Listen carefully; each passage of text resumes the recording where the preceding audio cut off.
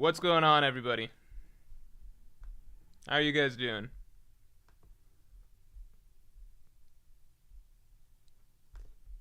Let me just move some shit around. Alright. Alright. I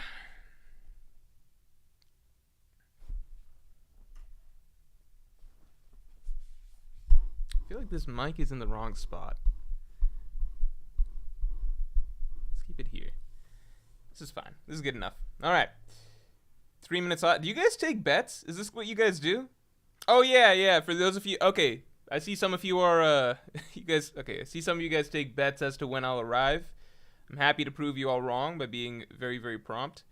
Morj time is now a thing. I can't believe we didn't have that as an emote already. Good news. I was wrong. We actually get to pick one more emote on top of the ones that we already had. So we'll vote on that in a second. So we got Morj time. I think we should also have Robin face in there. Robin, huh? If people want to do that.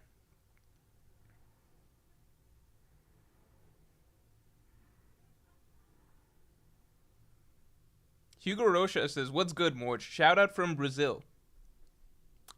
See, I'm always curious where... You guys mind spamming where you're from? And not like in a joke way, but just like, you know, if you're from an Don't spam if you're from the United States. No one cares. If you're from the US, I don't care. But I'm just curious. If somebody's in Mexico or Russia... Do I have any Russian viewers? That'd be crazy. The Hippie Man, thanks for the 279. Do I have any Russian viewers?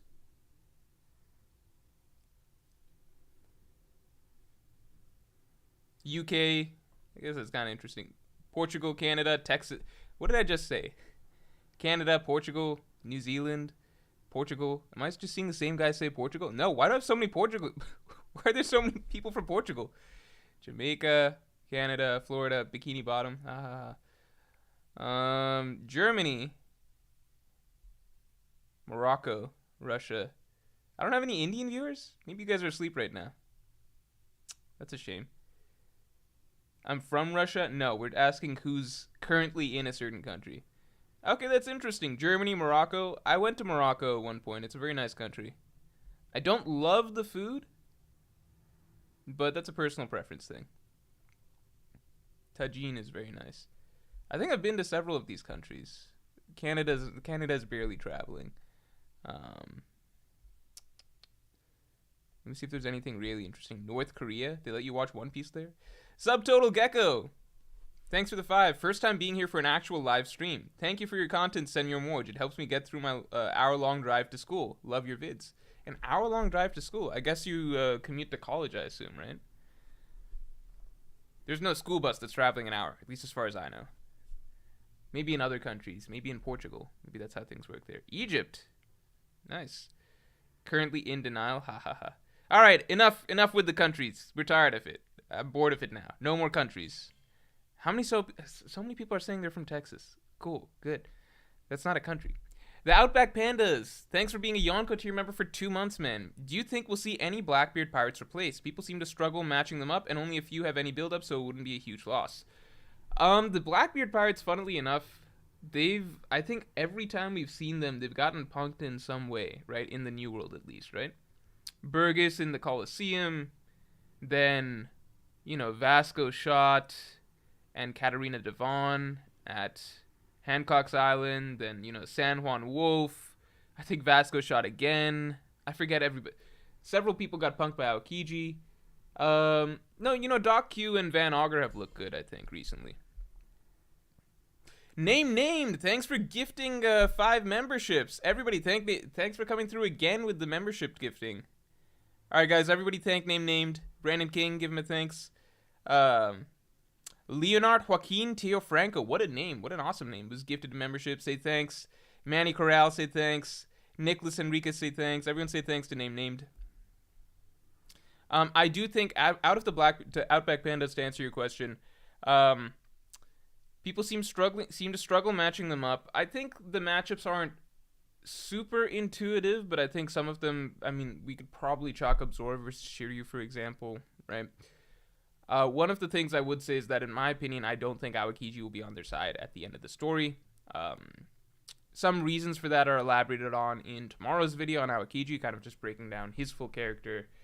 the direction his character seems to be headed and its true motivations. It's mainly analysis, but it does verge towards the very end into speculation territory, just because it kind of has to based on the point in the story we're at, to make sense of things. But I try and keep clear which section is pure analysis and which section is like, okay, this kind of seems what it is. But in my opinion, I think there's no way that... Not there's no way, but in my opinion, I think it seems very unlikely that Aokiji is a legitimate Blackbeard pirate at the end of the story, just based on everything we know about his character, what his motivations seem shaping up to be, how he's acted in the past, his priorities in the past, etc., the way he joined Blackbeard, what he said, or the circumstances under which he joined Blackbeard, etc. Again, I liken it to... I don't know if I mentioned this before, maybe in my chapter review last week, but I liken it to Fujitora being part of the world government, just because that's what we see right now. Literally everything we've seen about the character, how he talks, what his actions have been in the past, etc., his true goals, how he views the world government, all of that, it doesn't really make sense for him to be on the world government side at the end of the story. Otherwise, his character doesn't really make any sense, and pretty much everything he says in Dressrosa doesn't make any sense. It would make sense for him to be, you know, a Marine post-Final War, right? Maybe even Fleet Admiral or something like that, post-Final War in a reformed world government. But as it is right now, it just wouldn't make any sense for Fujitora to be siding with an oppressive force that's trying to crush the common man and enforce authoritarianism, etc., across on a global scale or something, if it really came down to it.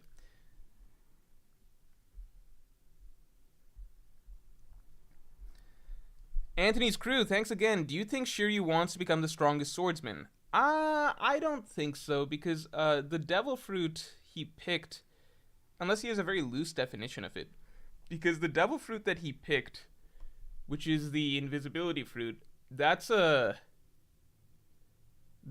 kind of against everything that you would expect a honorable swordsman to pick, right? It almost goes in the complete opposite direction of everything that a swordsman like Zoro or Mihawk would value, right? If they were to pick a devil fruit, I think that would be the last one that they would ever pick up. I think most of them would not want to have a devil fruit in the first place, but that's just a devil fruit that seems to suggest to me that swordsmanship isn't his priority. It seems like killing is more so his priority, but we know so little about Shiryu that it's hard to speculate on him. Maybe he just has a warped view of what swordsmanship is and what counts as being the strongest swordsman. Do I think the Seraphim will repopulate the Seraphim race? The Lunarian race, I assume is what you mean. Let's assume that they grow up first, number one. So let's assume that they're grown-ups, and I don't... Is it sad that I just say I don't know? I don't know if Oda has ever thought about it that far ahead. I don't know how... Because with the Seraphim right now, there's two ways that it can go. One, they're set to be very important characters in terms of we're going to actually get to explore who they are as individuals and what they think about their existence and trying to break free of whatever control scheme is programmed into their brain, things like that. Either we go that route and we kind of go the free will route and who are these characters, in which case, sure, maybe it verges off into a territory of them deciding to restart the Lunarian race or some shit like that, right? The other option is the Seraphim are what it is on the package is what they are, which is they're tools that will be used for the world government to basically be a very, very powerful asset to wield in the final war to replace the loss of the Shichibukai, right? I'm leaning towards assuming that's the case. If it's the other stuff, right, more character-focused, then that's a pleasant surprise. But the way I'm looking at it right now, these seem like characters that once they're aged up or whatever might happen, could be extremely, extremely powerful. Some of the strongest characters in the world as advertised, and basically perfect soldiers for the world government for the final war, because the world government really does need some more firepower on its side in the final war. And in that case, I don't think the future of the Lunarian race is going to be something that Oda touches on in the story, because it just wouldn't be that important relative to what the Seraphim's role is, as we've seen so far. Justin Holland says, what is it going to take to get Akainu off his ass and play a part in the growing throne war for the seas? Knowledge about Luffy being Nika number 2, going public. I don't know if we see Akainu in action for maybe till... Because he's the fleet admiral, man. It's just that he's not supposed to be sent around to things. That's what the normal admirals are supposed to do. Akainu's just not supposed to be that guy, right? The same way we didn't see Sengoku get off his ass till it was time for the Marineford War. I just don't know if we're going to see Akainu fight necessarily till it's time, you know? Maybe we see some action from a flashback of him and Aokiji or something like that. I just don't know if we're going to get to see Akainu fight till shit's actually going down. Or someone attempts to attack Marijua. That's the only other option. But in my opinion, if that were to be a scene, then we would have gotten that already during the Reverie stuff. So I don't know. I would love to see Akainu fight. The thing that kind of balances it out is that Akainu is a character that we did get to see fight quite a bit in Marineford. He was highlighted in combat more than the other admirals. Would still like to see him stack up against a healthy Yonko and just see how that goes, because Whitebeard, we know what the situation was. Yeah, Akainu's I wouldn't expect anything from Akainu for a minute. Alright guys, let's get the stream likes up to 200. Old Green Knee says, if Shiryu has Conqueror's Haki, he can turn off others' observation Haki.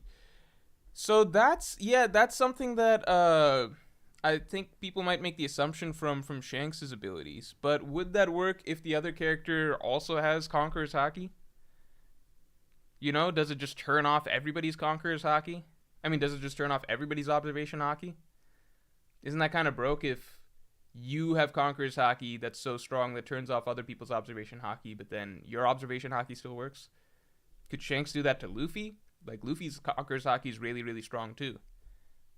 The real question is, if it works like that, is it just a blanket thing where you can just do that to anybody, even if it doesn't make sense, right? Because if their Conqueror's Haki is comparable to you, then wouldn't it not really work? And I doubt that Shiryu's Conqueror's Haki is going to be so great that it would work against characters like Mihawk or Zoro.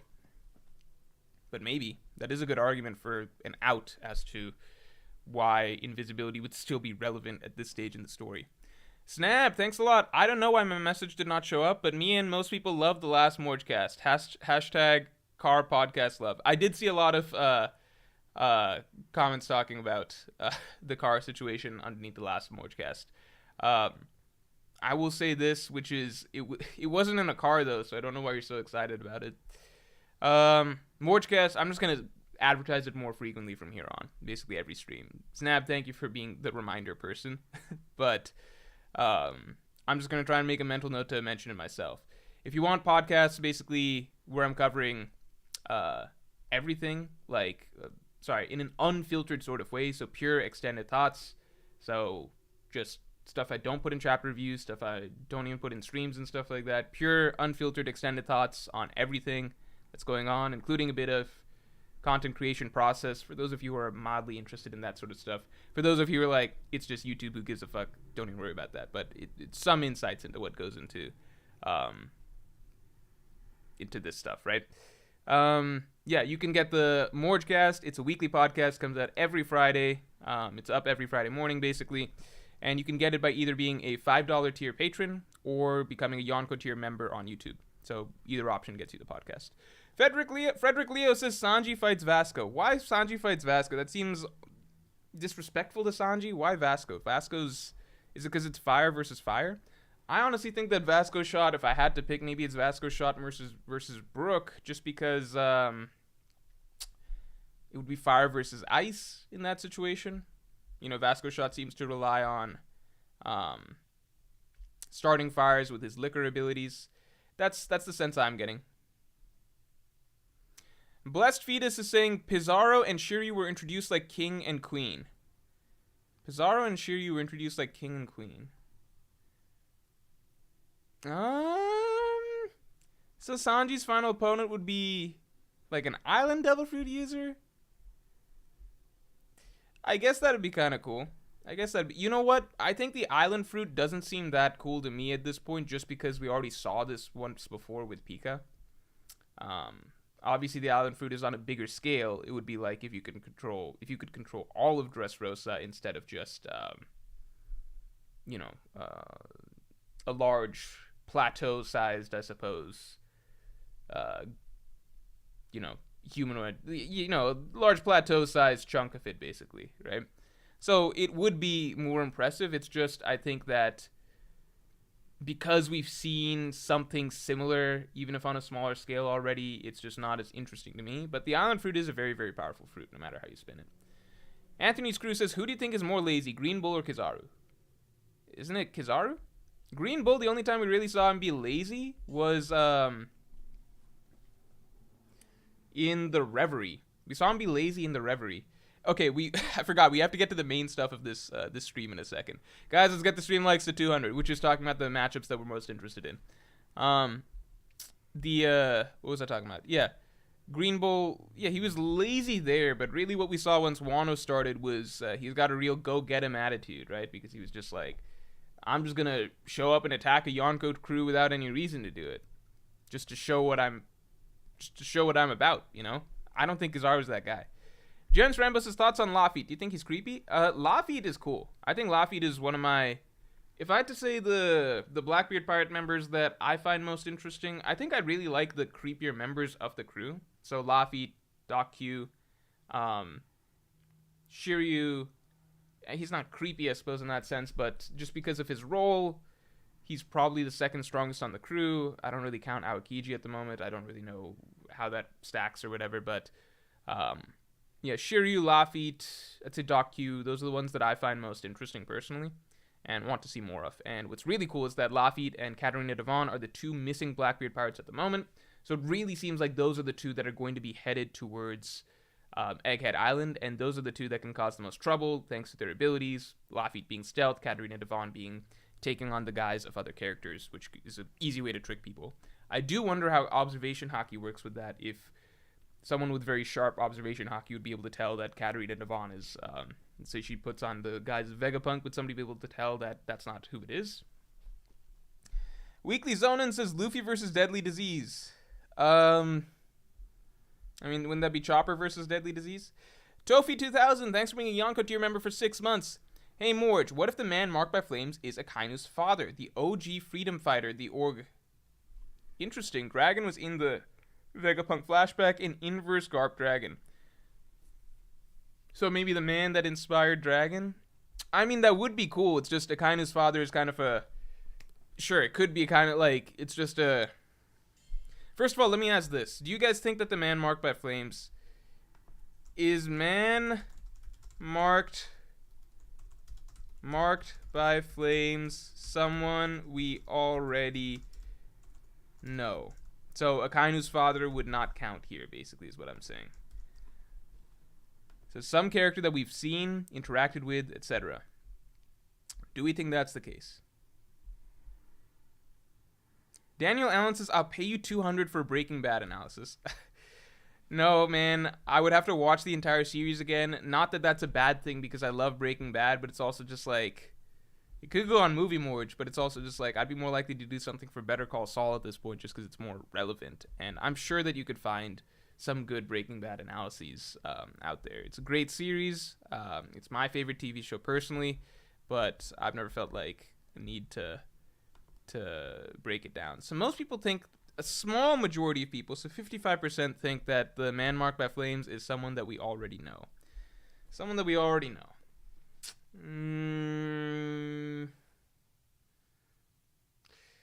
If it's someone we already know, I would just guess Dragon, but it's just because you could argue his face is marked by flames with the markings and stuff like that. You could argue that his ship was jet black. His abilities that we assume his abilities are would create whirlpools, but I've said this before. I personally would rather it not be Dragon, because I feel like that's a case of Oda just being mysterious with no real reason to be mysterious, because Dragon's just not a mysterious figure at this point for us. You could argue that he's a mysterious figure for most characters in One Piece, but I think when you're building up a mystery, it matters more so if it's a mystery, like if the mystery is relevant to the reader or not, because it's kind of just like you're not really teasing us with it. Like it's being unnecessarily vague when you could just hit us with, yeah, Dragon's got the last road put.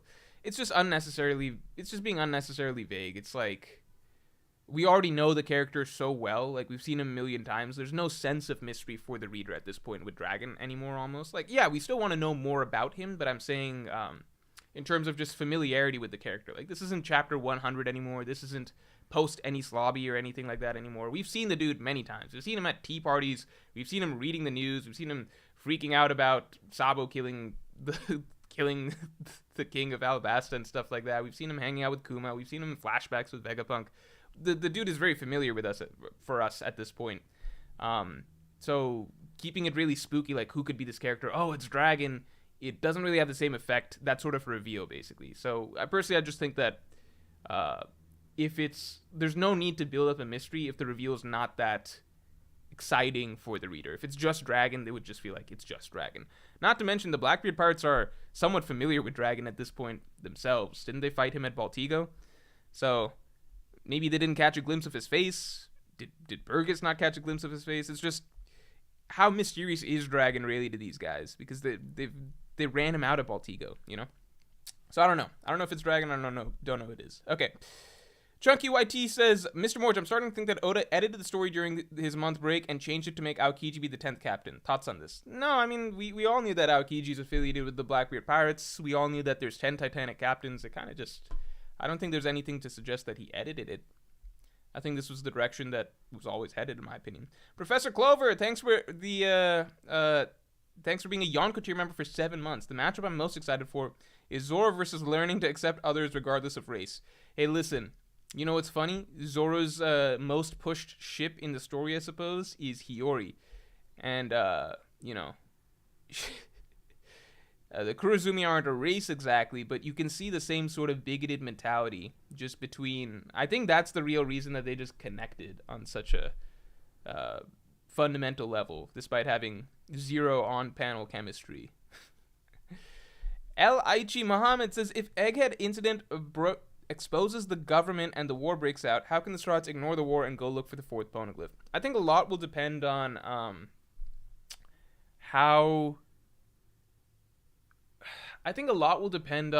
timeline, how the Straw Hats get information, and whether or not they find out earlier on perhaps that getting to the One Piece will be integral to something related to resolving the war or something along those lines.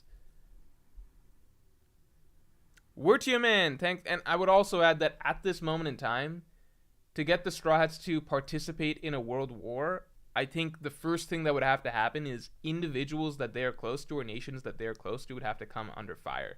Because the Straw Hats aren't jumping in on every global conflict that exists, you know?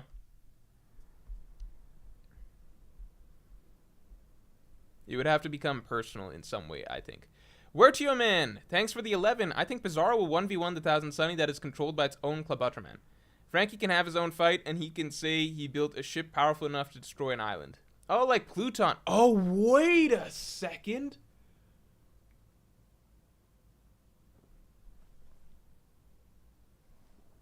I said this before, a while back. You guys can go check the chapter review. I think maybe the stream. Let me pull up something for you guys. The stream where it's just like, it's too much of a hassle to pull up right now. But you guys know what Pluton is, right? Pluton is a battleship that is legendary for being able to destroy islands. That's what Pluton's about. That's specifically what Pluton is. It's a battleship that's known for destroying islands. I talked about this in the initial stream. When the Blackbeard Pirates' new abilities were revealed, and I said I thought that it would be cool if Pizarro fights Franky, because Franky could build a giant mech to fight the island-sized Pizarro. But I didn't think the other way, which is that I personally think that Franky building Pluton is very, very important for him for the end of the story. I did a whole video on that a while back. I think that just everything in the Water 7 Eni Slobby arc and everything that he's learned as a character and what's necessary for the ending of the One Piece is pointing towards him ultimately building Pluton, a modern-day Pluton himself. I think it would make a lot of sense if he actually has to use that in battle, so not just to destroy an island like Reverse Mountain or something like that, but if his opponent is an island, then he can actually flex Pluton in battle and destroy an island. That would be amazing. I think that would be really, really, really cool. I think that fits really, really well. So thanks for bringing that up, Word to you, man. That just made something in my head at least click a little bit. Because you said he can say he built a ship powerful enough to destroy an island. I'm just like, Well, a ship powerful enough to destroy an island, that's what they would call Pluton. That's what Pluton is. That's the only ship that can do that. And Franky's the only person in the world who knows how to build Pluton right now. And Pluton is necessary to complete the journey of Luffy becoming Pirate King.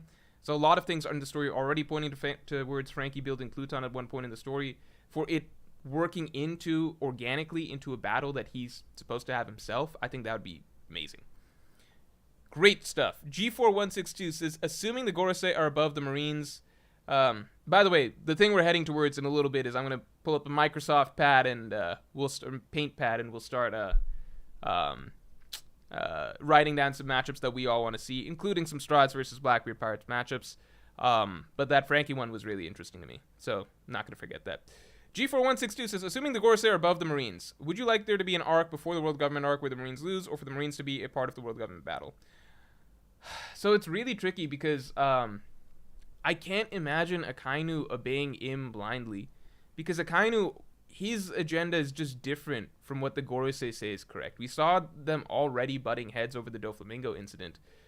I personally think that Akainu's agenda, it's really more focused on eliminating pirates, right? He wants to get rid of what he perceives as criminals. The world government's agenda is to rule the world. It's two very different things, right? Akainu is focused on justice, just a very warped sense of justice. The world government is outright a dictatorial empire. It's different things. I wonder... I feel like it would have to happen all over the span of one war, because the world government itself, right, what we call the core of the government, Gorosei, Seraphim, I believe, will be the primary soldiers of him personally in that war. You could even say CP0, the core of the world government, it has no larger military force, so they can't really wage a war. The war has to be waged by the Marines, with the world government core ultimately being the final line that needs to be destroyed. So I don't know how Oda reconciles the Marines just following the world government. Maybe the full evils of the world government only become really clear towards the end of the war as the Marines have fallen. I think that's the way that would work, but I do think that whole group needs to fall in one singular conflict. A large conflict would probably be a singular conflict. G41... Oh, no, we covered this. Frederick Leo says, Sanji and Vasco both use fire. Vasco contrasts with Lucky Roo at Marine Ford. Vasco has a bad attitude, re women, shown during the raid on Amazon Lily, and drinks excessively. Both contrast with Sanji. I could see all that. It's just that Vasco's shot is portrayed as fairly... There's nothing... particularly exceptional about Vasco's shot, and I think at the end of the day, Sanji's opponent would need to be a fairly strong one, or one of the more notable members of Blackbeard's crew. I don't think Vasco's shot has been that guy just yet, particularly because we saw him get taken out, immediately by Boa Hancock. Fair, understandable, that's a weakness, ability weakness, but then he also just get taken out by Aokiji, which is just, if he's being used multiple times, is just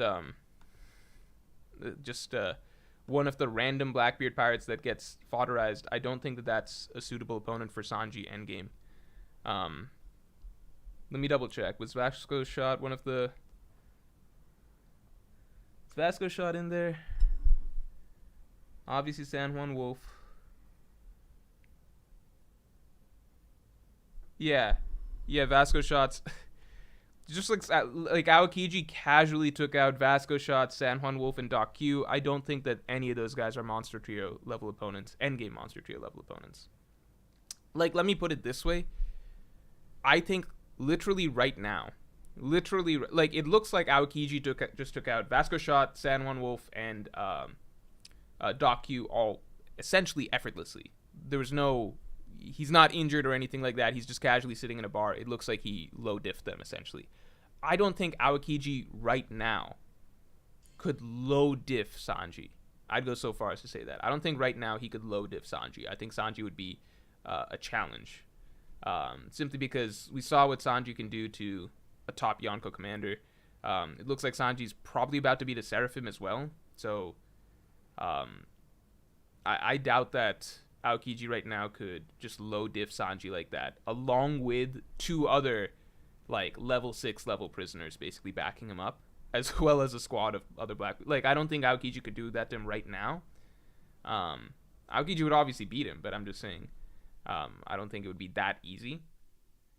Yeah, I don't think it would be a casual low diff, right, with Zero Zero struggle. So consider end of story Sanji.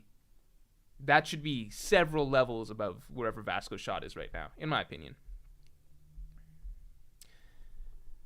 Jay, thanks. Will Kong ever play a role? Dude, I freaking forgot about Kong.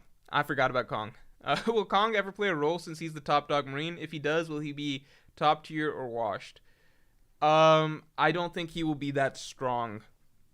Maybe he was strong back in his day, but I don't think he's stronger than, say, Akainu now. So that's ultimately what matters. Maybe he's still just about Admiral. No, I don't think he's even Admiral because, okay, Kong at no point in the story was ever hyped the way that Garp and Sengoku were. They were harped at scrambled up words. Garp and Sengoku were hyped on a different level than any other Marine. And Garp in particular was hyped even more than Sengoku, right? So, I don't know if Kong was ever even stronger than them. Kong is also older than them. It stands to reason that he would be even weaker, I suppose, than Garp is right now. So I just don't think Kong is going to be that strong. But maybe I'm wrong. Justin Holland says, funny thing is, despite likely not being the smartest compared to Law and Kid, Luffy is the most successful so far. Thoughts on the how and why? It's because being the smartest has nothing to do with it, right? It's just, Luffy's just stronger. Luffy's just strong. Like, intelligence is so, if you want to get into that, it's like, Beige is probably the smartest of all the supernova. Maybe Law is smarter. Maybe Law, I don't know. It's hard to say. But, Beige is an extremely smart supernova, but that's never going to let him actually progress up to top tier in the pirate world because strength matters way more than anything else. Like, it's just, we all know what it is, right? Characters like Blackbeard are the big exception because Blackbeard is 10 steps ahead of everybody, right? If you're really fucking smart like Blackbeard and you go for like devil fruits, all of this stuff, etc., the best of the best, scheme your way to the very top, then yeah, you can cheese your way to the very top of Pirate King without necessarily having the best hockey in the world. But for most characters, your strength doesn't matter that much. I mean, your brains don't matter that much. You just gotta be fucking strong as shit, and that's gonna take you way further. Willpower, ambition, etc., those are the things that drive strength. So Luffy's the strongest, Like, Roger wasn't exactly a genius, as far as we could tell, but as Kaido said, he conquered the whole pirate world just because his hockey was that good. It's just the way it works. Tala Jahan says, I made a Reddit theory featuring you. Read it? ? Reddit theory featuring me. I don't want to read my name on Reddit. I don't need to see my name discussed there. Yeah, if you link it, maybe I'll take a look. I don't want to go through... I don't want to slow down... I don't want to, take a whole time to read a full stream here, though. Read a full theory on stream here, though. Because how long is the theory? How long is the theory? McDonald's says, almost cried from... Thanks, by the way. Almost cried from Denji's speech up until that last page. Great chapter, and I love the way they're interacting right now. Hopefully, Asa can understand it more. I thought, yeah, the final page was really funny. Classic Denji. I'm definitely eagerly awaiting the next Chainsaw Man chapter. I do think Denji's speech was...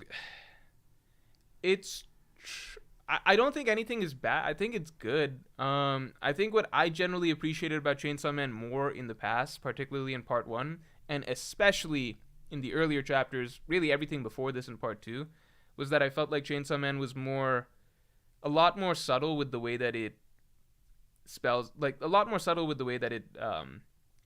puts forward its ideas and its characters' internal struggles and what they're having to learn, etc. I feel like this last chapter and the last couple chapters, what I've been saying is that they feel a little bit more heavy-handed, a little bit more on the nose than I'm used to with Chainsaw Man, which, yeah,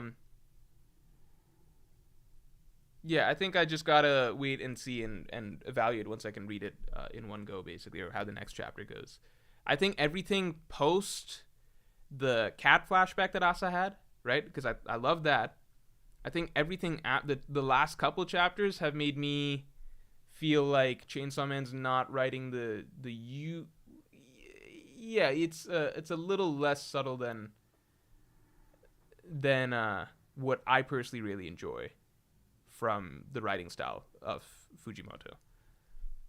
Like the messaging and ideas, etc., are good. It's just the way that it's being done feels a little more generic to me, I think, for the standards of this series that I hold in high regard. Daniel Allen says chopping block, Law, Dragon, Usopp, maybe Garp. Honestly, out of these characters, I think Law and Usopp have the best chances of dying. And if they do, I don't know if both of them die. Maybe just one or the other. Alright, guys, let's get the stream likes at 300. Cigar Verk, thanks for the 10. Man marked by flame is Pin Zoro. As we know, they create storms and whirlpools. Pin Zoro created Arashi Storm. Makes sense. Pin Zoro ended up fighting and killing previous Sun God Fruit user. He got flame marks from him. Canonically, this could all make sense.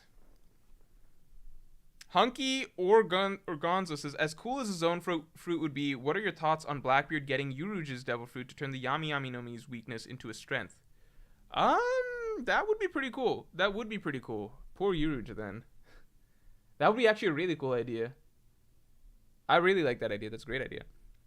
Ichika Nozomi says, Buggy versus Usopp, Clash of the Gods, most hype battle. Lekan Osagi says, do a poll, man marked by flame, Scopper, Dragon, Davy Jones, other. I can do that. Man marked by flames.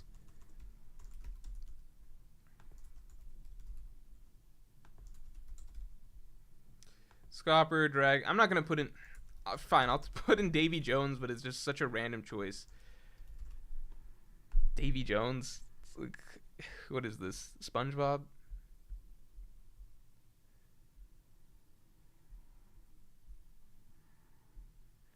Masan Rasad, welcome to the Yonko. Thanks for joining, man.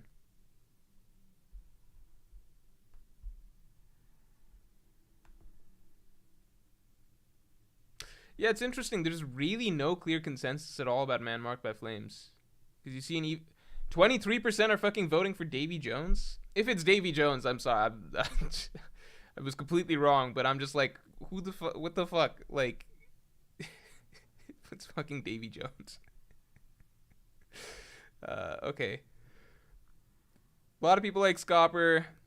I mean, I'd be down for Scopper. I think that's cool. But then a lot of people, it's really split if you're looking at the poll right now. There's not, everything's in the 20 to 30% range. Interesting.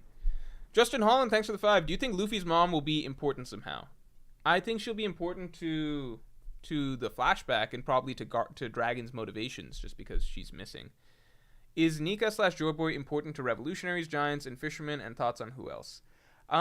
So the sun god is referenced by the giants. The sun is frequently referenced by. So the sun god is actually referenced by the giants in Big Mom's backstory. The sun is referenced heavily throughout the Fishman Island arc, and it sounds like that's something that goes back a long ways.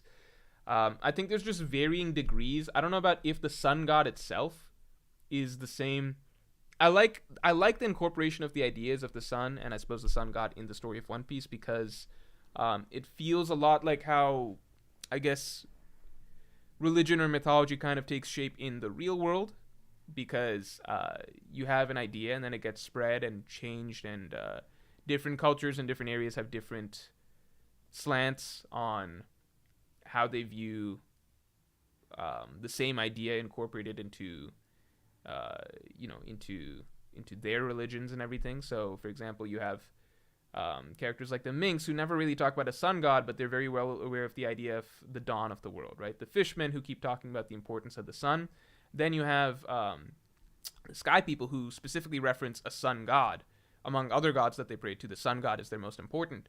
And then you've got the giants who talk about a cycle of winter and sun, darkness, rebirth, rebirth of the sun. They talk about the sun god and praising the sun god, I'm fairly sure. So you can see across all these different cultures different levels of reverence for the sun, some more exacting in terms of what that means for the actual world. Like the Minks are talking about, we want the dawn of the world, right? Not necessarily a sun god, but if you go ancient with the sky people and stuff, it's like, I don't know if they think anything about the dawn of the world because that's not their conflict, but they worship a sun god way back when. So I think a lot of these ideas, they trickle and they take shape in different forms in different cultures. So how similar they all are, how tied together they all are is open to interpretation, and I think that works. Caleb Brown, thanks for being a Yonko tier member for 7 months. Morj, what do you think about Shiki being the man marked by flame? I don't, dude. I don't know if Shiki's ever coming back, man. I don't know if Shiki's. I think he's done. I just don't think he's gonna play a role in the story the same way I don't think Zephyr's gonna play a role in the story. The story's implying it's one man carrying a glyph. Shiki's devil fruit power could lift it. I think a lot of characters in the story could carry a poneglyph. I'll be honest. Hurrying Lyrics 44. Welcome to the Supernova. Thanks for joining. Named. Thank you for the 5. Not quite Final War, but if Blackbeard pulls up on Garp, Bogard versus Kuzan and Shiryu. But if Blackbeard pulls up on Garp and Bogard versus Kuzan and Shiryu. You're saying Bogard versus Kuzan and Shiryu? Bogard's not taking both of them, man. Come on now. Uwu says, why can't they have multiple opponents? Who can't have multiple opponents? You think Sanji's gonna fight 2 members on the Blackbeard Pirates crew? Anthony Screw says, oh god. Thank you, Anthony Screw, for the 10. But you're the only Green Bull fan in the world that I know of. So I'm just like, how does it... Alright, okay, let's read this out. Let's hear him out. People have a misconception on Green Bull's character. He doesn't believe the Celestial Dragons are gods. He was just explaining the outside world. I don't think I ever said that they're gods. Maybe I did, but I don't think I agree that that's not what he was pushing. And do you think Green Bull and Fujitora had their fruits pre-Navy? I think it would be really cool if the Navy just has access just through their resources and, widespread reach to lots of good fruits, and they just feed their fruits to very strong characters. I like that idea because it kind of feeds into why the admirals are as strong as they are, because it makes it so it's not just coincidental that the admirals are strong and happen to eat good fruits, and that's how they worked up their way up the Navy. I like the idea that, Aokiji, Akainu, these were really, really strong fighters in the Navy, and by the time they were vice admiral level, the world government was like, yeah, these guys are the next top guys. Let's give them some good fruits and stuff like that, so that priming them for admiral positions.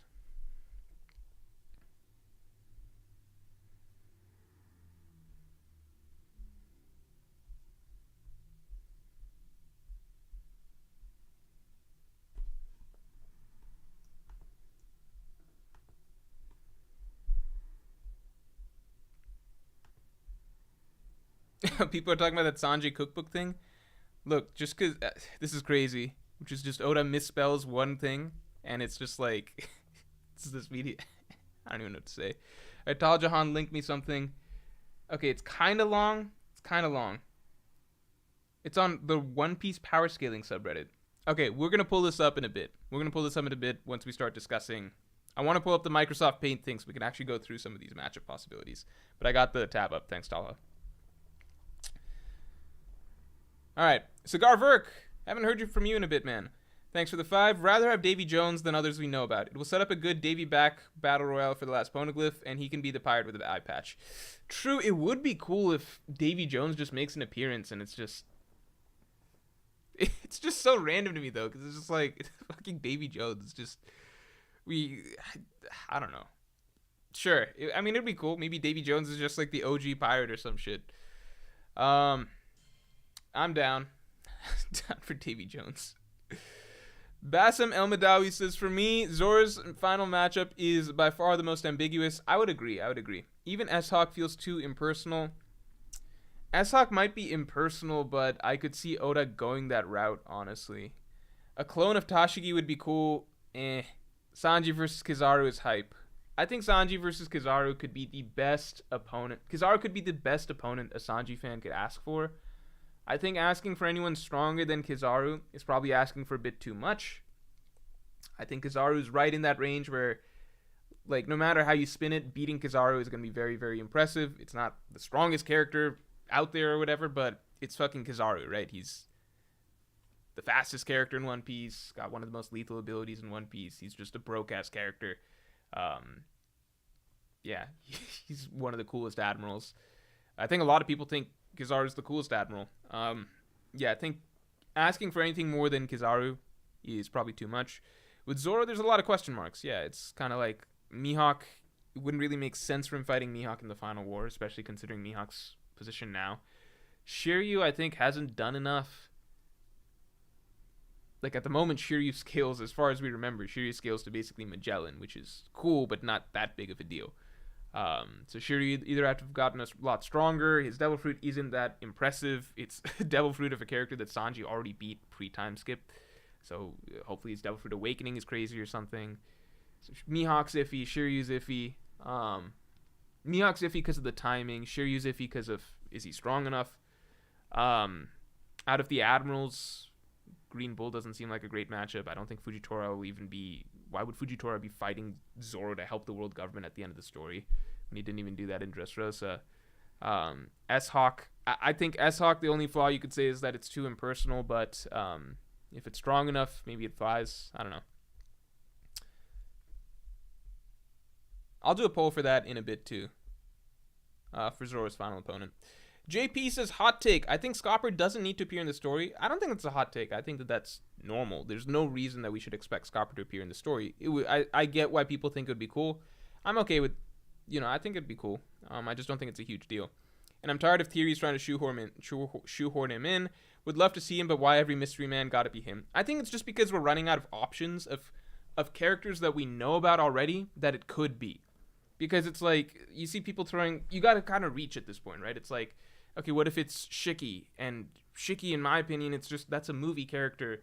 Obviously, he's canon to the One Piece story, but I don't think Oda's going to negate the existence of the movie by writing Shiki back into the story as though, like, I think the movie's meant to kind of just exist. Sorry, without Shiki ever having to cross back into the One Piece story. Like, I know the movie itself isn't canon. It doesn't fit in the timeline of events. But I don't think Oda's going to incorporate Shiki back in after he kind of did what he wanted to do with him for the purposes of that movie. So it's like, okay, if you cross off Shiki, then what other mysterious character do we really know about that makes sense, right? Last member of Roger's crew that was notable. That's just Scopper Gaban. That's all we got, basically. People reach for him because he's all we got. Imran, because, like, again, going back to the dragon point, if we've kind of run out of characters in the story that are still hanging that could potentially be the answer to mysteries, because so many of them just been checked off and we know about them, right? So the fact that people are circling back to Dragon, it's kind of just like, Dragon's not a satisfying answer to a mystery anymore because he's such a commonplace character at this point, right? So that's why Scopper is kind of that last dude. Imran Abdur Rahman says, Gear 5th Luffy versus Mihawk. That's a matchup you want to see, or is that something that you want me to talk about right here? Lewis Summers, welcome to the Yonko. Gear 5th Luffy versus Mihawk I think will never happen because I think any opponent that Luffy fights with Gear 5th, there'll be a lot of comedy and probably gags landed on the other character, and I just don't think Oda will ever do Mihawk like that. Who do I think would win right now between Gear 5th Luffy and Mihawk? I'm going to give it to Mihawk. If you'd asked me right at the end of Luffy versus Kaido, I would have been maybe more up in the air about it. It would have felt wrong to me for me to put Luffy above Mihawk already, but Luffy looked really good at that point in time. But as of right now, with Luffy not even doing shit to the Seraphim, I'm sure Luffy will do something to reverse to reestablish how strong he is soon. But it's just, I saw Luffy versus Lucci, I saw Luffy versus the Seraphim. I need to see him flex what he was doing against Kaido again, right? Break out his actual full abilities again before I'm going to say he's going to take Mihawk or something right now, personally. Ace by Comeback says, what if Green Bull is putting on an act and he's actually cooking with Fujitora? Could be a reverse Toby/Obito situation. That would be really, really interesting, I'll be honest. That would be really interesting. It's just that, I mean, and they seem to get along really well at the Reverie, and both didn't want to follow Akainu right there. But the one thing about that is that it's just, the world government needs fighters. So if you got two admirals turning against him, then it really is just going to come down to the Seraphim. Because it'll be Akainu, Kizaru, and then a bunch of traitors against the entirety of the Straw Hat Alliance and allied nations and the revolutionaries, and just they'll be so outmatched. Then it'd be really hardcore relying on the Seraphim hopefully aged up Seraphim or some shit. Law Shambled says, since Dragon didn't have his face scar in the Vegapunk flashback and his ship is pitch black, I think he is the man marked by flames. Yeah, so we talked about that a bit already. I think the thing that I've come to is basically just, I think it would be a fitting answer, a perfectly fine answer. It's just boring and an unnecessary mystery to be plugging at this point. There's almost no reason to treat Dragon with some sort of it's just a random mystery to throw in, because when the answer is something that's just not going to be that surprising, there's no reason to try and build up or not even not surprising. If Dragon's the answer, it would be surprising in a manner that it's just like, oh, so that's it, it's just Dragon. Like, I'd be surprised that Oda built up a mystery just to reveal that it's just Dragon, basically.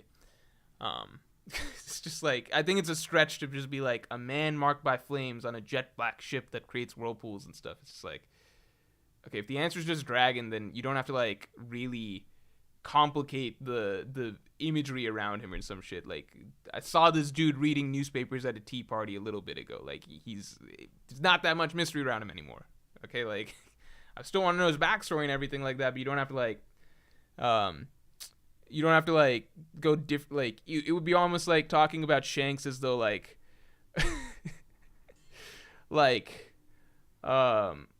man touched by crimson, that, like, I'm trying to think of different ways to spin a really mystical way of describing Shanks, and then you find out it's just Shanks. Like, a man touched by crimson, without making it too obvious. Some way of saying he has no arm. I don't know. It's just, there's no need to complicate things with Dragon. If it's Dragon, just say Dragon is the last fucking poneglyph. Hurrying Licks 44 says, I really don't think Law Escape makes sense. Van Augur can teleport, Blackbeard can shake seas, and how can Law's crew hold off Blackbeard? Yeah, it didn't, like, if we want to be straight up honest, no, it didn't. Like, they should be able to very easily, Van Augur should be able to snipe him like that. Blackbeard should be very easily able to put a stop to this. It's not the way it happened, because it's just not the way that Oda wanted. Like, he needed Law to escape. That's the end of the story. He needed Law to escape. There's nothing more to it than that. Cigar versus Zoro versus Pizarro. Who's the actual pirate hunter? Who's the actual pirate? I think Pizarro would take it. You know what they say, in a 1v1, bet on Pizarro. Ryochiya, thanks for the 10. Obviously, Sanji was reading a book on raising and breeding chickens so they can have fresh eggs each morning and KFC on Fridays.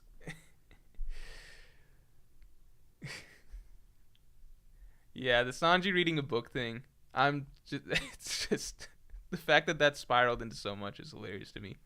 JP, thanks for being a member for a month. What about Vice Admirals versus lower end Straw Hats? Yeah, you know what? Okay, I think it's time to get into it. Let's get into it. Okay, let me skim these these supers real quick, and then let me start pulling up some of the I guess options for what we could be seeing. One, I don't know if I would love to personally see lower level Straw Hats fight Vice Admirals, because that's similar to what we saw in the Whitebeard versus the Marines conflict, right? Which was the top commanders, Marco, Josu, Vista, they took on the top tiers, and then the lower level commanders, right? Divisions 5 through 16, they were pitted against Vice Admirals. I think that would be really great to see on the Straw Hats end as well. Old Green Needs says, my only question is why Tashigi came to Beehive. I'm not going to lie, I forgot that she's there. How is it that even among other weak Marines, she still is not a factor? Crisis. Okay, message redacted. Caleb Brown, thanks for the 2. How about Wang Zi? Yeah, I mean, Wang Zi, the thing is that there's no reason to talk about him in Mystery at this point, because the Blackbeard Pirates already fought against Wang Zi, as far as we understand, during the Rocky Port incident. So it'd be really bizarre if like they're talking about the man marked by flames when it's like a dude they saw a day ago. Daniel Chuckwoodham says, you say there was no tension in Wano, but every raid will fail video brought the tension.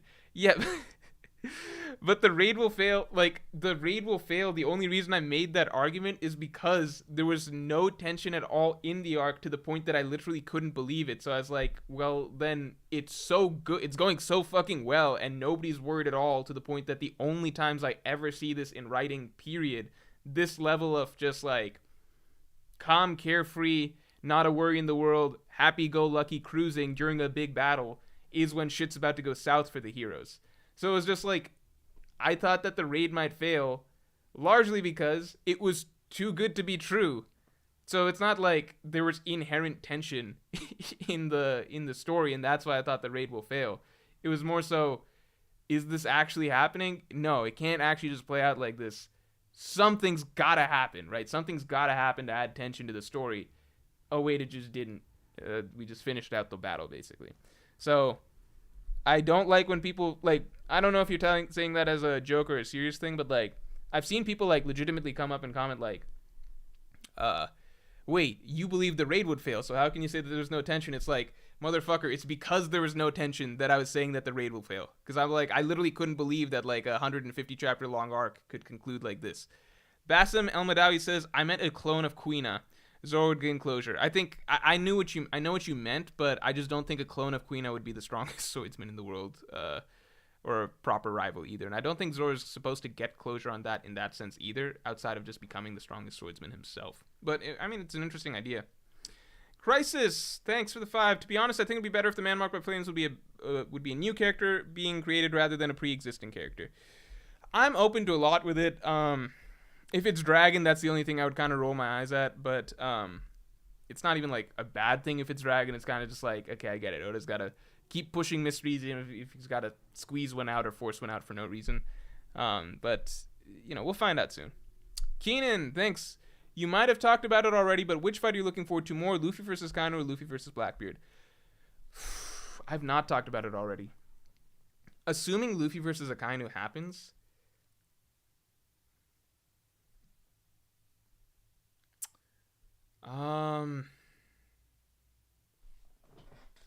what would I rather see? What am I looking forward to more? I think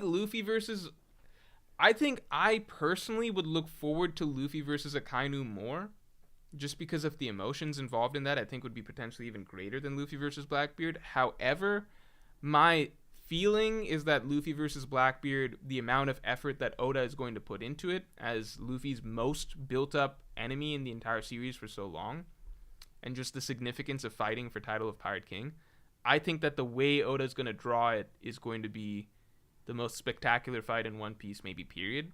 So I suppose just my assumption of what Oda is going to do with it makes me more interested in Luffy versus Blackbeard, even if my personal preference in terms of what I want to see just out of the emotional dynamics leans slightly towards Luffy versus Akainu. But I think they're both going to be very satisfying.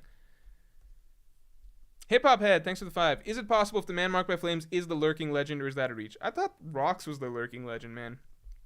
I don't know I don't get what the lurking legend shit was at this point. Johao Jr. says Shanks would be the man who cannot clap. Yeah, some shit like that. If it's like a man touched by crimson who can no longer pray to God or some shit like that. Something really vague, right? Like he can't clasp his hands together or whatever. Something really vague like that, and this is like, oh, it's just Shanks. Shanks is the last road poneglyph. All right, cool. All right, let's start nailing down some of these matchups. All right, it's time.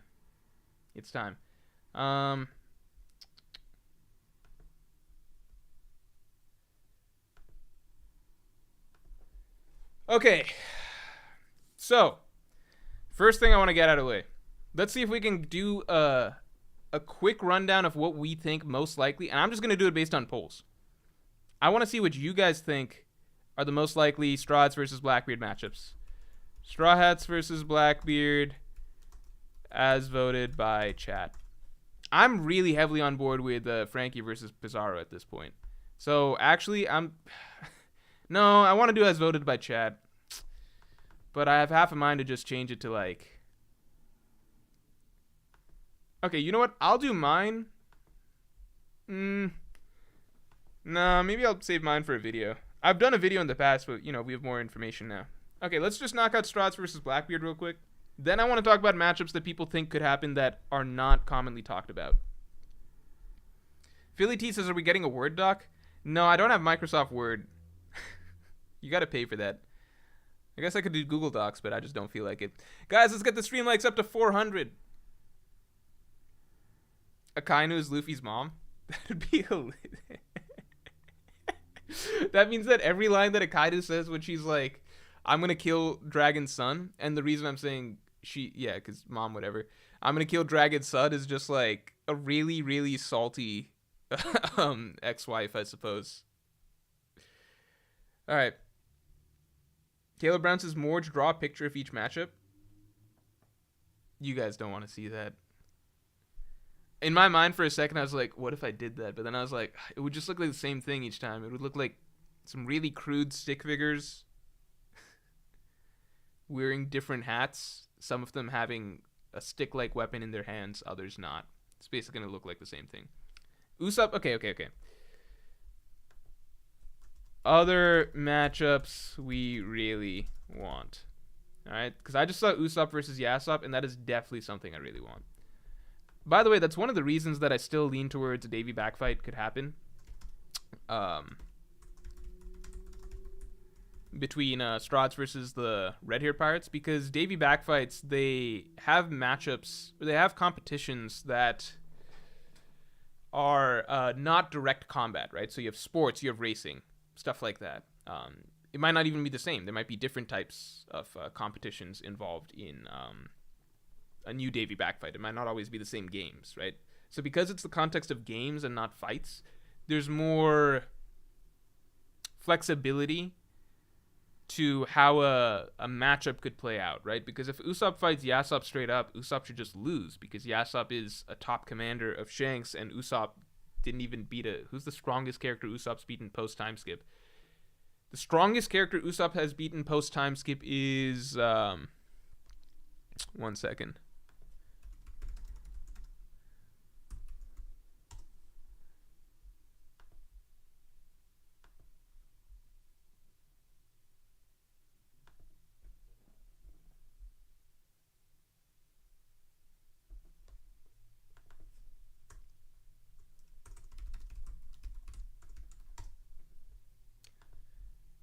It's this guy.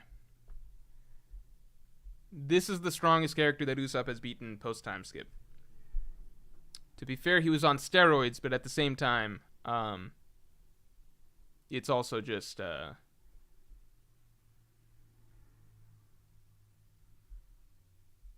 like, I feel like Tashigi could one-shot this guy.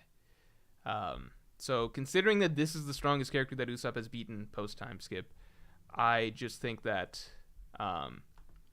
if Usopp's fighting Yasop, it has to be in the context of a Davy backfight or some sort of game would make sense. No, Sugar doesn't count. Sugar doesn't count.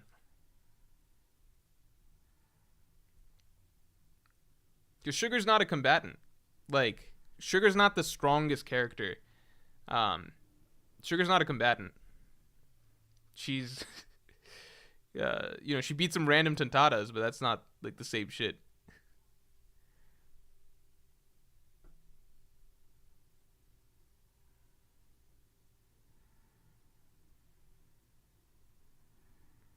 Buffalo and Baby 5? I guess, but that was a co-team effort with Nami. I'm still giving it to Daruma. I think that's it. I think that's Usopp's biggest W in a straight fight, post-time skip.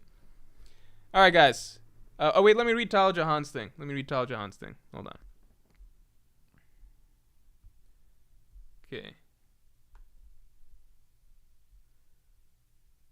Okay.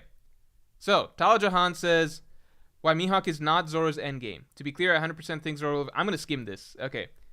Mihawk is not Zoro's final fight. I'm interested in this conversation because I would agree that Mihawk is not Zoro's final fight. I just have difficulty figuring out who it is. So there's potential endgame. Let's look at the major characters left. Marines, Blackbeard Pirates, World Government. Agree. Holy Knights. I never think about them. Emu especially is a very likely fighter. Yeah. Okay. I like how you're breaking this down. This is how I personally would probably break it down. Like give the options, give the routes, etc. I like this way. Option A, Strahd and Company versus the Blackbeard Pirates. Strahd and Company versus the World Government and the Marines. You're saying, like, which order, right? Okay. And you're breaking it down to... You're still assuming that the World Government and the Marines come last. I'm going to agree with that assumption for now. Like, whether split up or together, doesn't matter. Minimum 2, Potentially 3 left. Agree. Shiryu. Makes sense.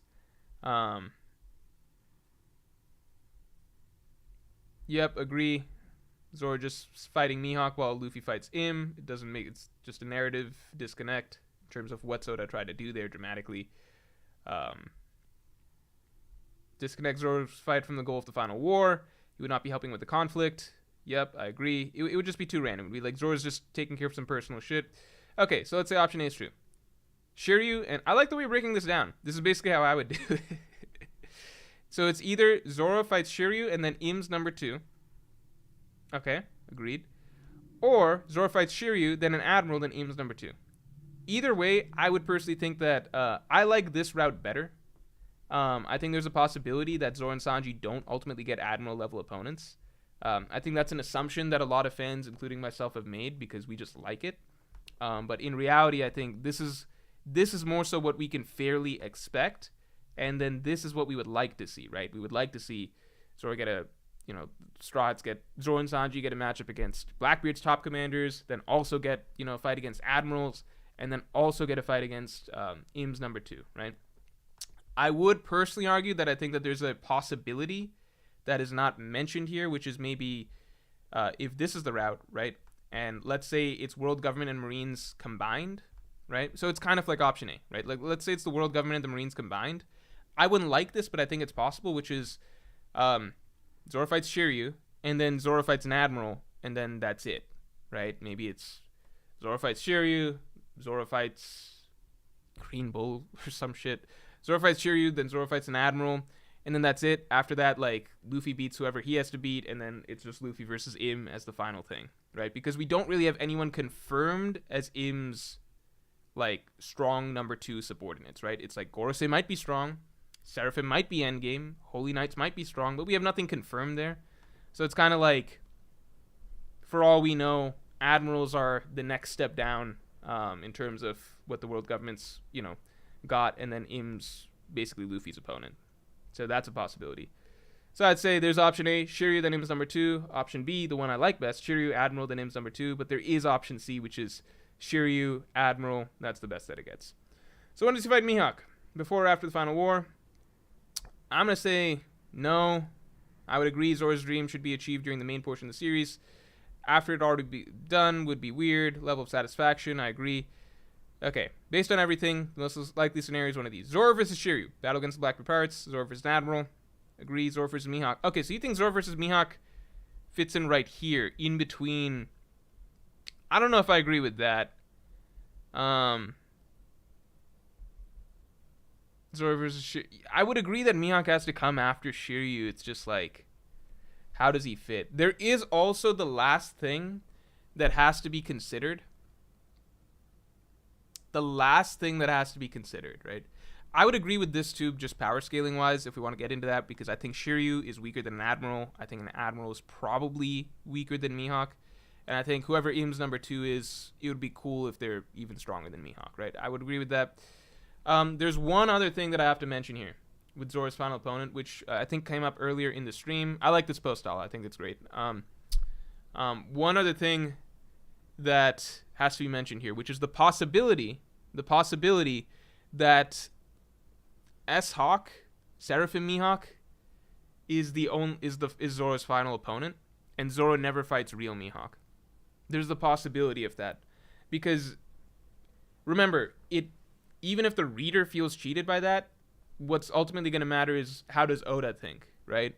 If Oda feels like this is essentially the same thing as having Zoro fight Mihawk, just an evil version of Mihawk, then Zoro probably thinks he's killing, or sorry, Oda might think he's killing 2 birds with 1 stone. He's like, I give Zoro a great, like the final matchup Zoro has in the end of the story is against Mihawk, essentially as promised, but it's an evil version of Mihawk, so it's even more dramatic. You get what I'm saying? So I think, unfortunately, we have to accept that that's a possibility in the story. I think it just is. Even if I wouldn't like it, even if readers wouldn't like it, don't you think that's possible? Yeah, that would be lame, but I'm saying it doesn't matter if we think it's lame. Like, do you not think that that's a possibility? Don't even mention that, man? Okay, I won't mention it, but I legitimately think it's a possibility. If Oda's just like, okay, Zoro's not, like, let's say Mihawk gets taken out. Tell me this. Tell me you legitimately think that this is not possible. Seraphim get aged up before the final war starts. Seraphim Mihawk defeats Mihawk, thereby technically claiming title of World's Strongest Swordsman. Zoro avenges his mentor Mihawk by defeating Seraphim Mihawk, who is essentially the stronger, evil version of him. You don't think that's a possibility in the story. Don't tell me you don't like it, because I don't like it either. I still want Zoro to fight Mihawk, and I think that's going to be one of the best fights in the story. But tell me you don't think that that's a possibility, and that Oda wouldn't just count that as essentially Zoro fighting Mihawk and getting his rematch because he's fighting Mihawk, just a bad guy version of him. Sorry. Like, if I think it's a possibility. Izaz1155 says it'll be bad writing. I'm not saying whether or not it's bad writing. I'm saying, like, do you not think that that's something that's on the table? More just putting that evil out there? I don't know, man. I don't know. Bassem El Madawi says, what if Zoro and Mihawk fight to decide who fights Im's number 2? Like, the number 2 guy gets hyped up so Mihawk and Zoro fight before to choose. I think that would be a little bit contrived, and I think if the fate of the world is on the line, that'd be a little weird to do. It's like, Zoro, we really need you. Like, imagine they're trying to save Robin, and it's just like, okay, who's gonna fight Kaku? And Zoro's like, okay, Sanji and I'll duke it out, and then the winner will get to fight Kaku. I think that'd be a little weird, you know? Genuinely don't think that's a possibility? Okay.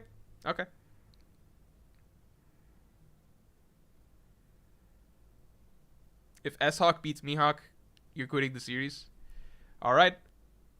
Alright, let's leave. Ice Cream Gnome says bros cocking.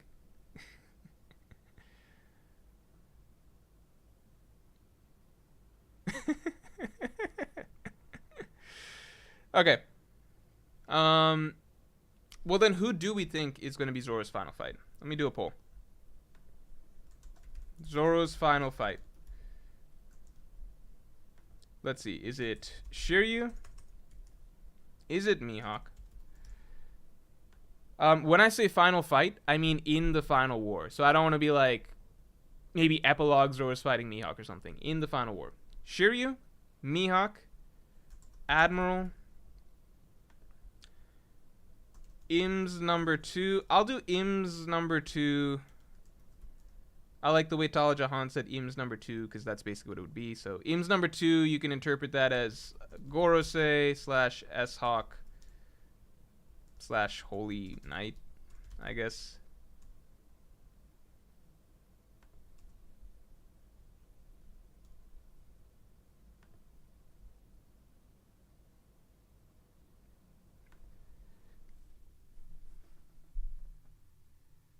Let's see what the people have to say.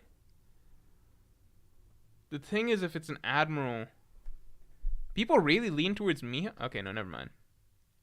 People really think Mihawk is Zoro's final fight? The context just doesn't make any sense.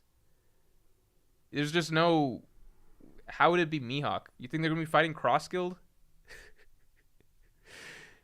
You think Luffy's going to be fighting Im and then Zoro's going to be fighting Mihawk? It just doesn't make any sense. Everybody's struggling against the world government. Im's going to end everything. Marines, etc. Zoro's just fooling around with Mihawk on the side on a deserted island. That's just so random. I'm shocked. People legitimately think Mihawk? I thought we were all past that at this point. I didn't know people still thought that Mihawk is going to be Zoro's like final fight.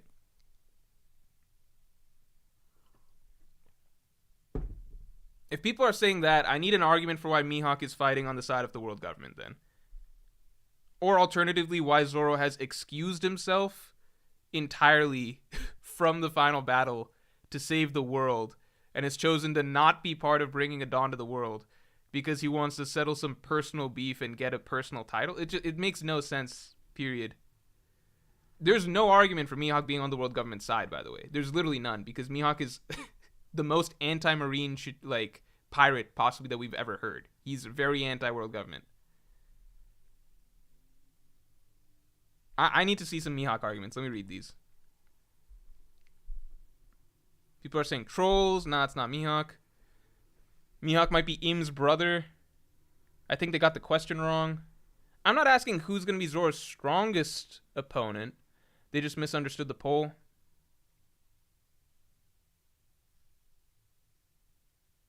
Mihawk is Im's brother. People are still saying. Easy, he got lost.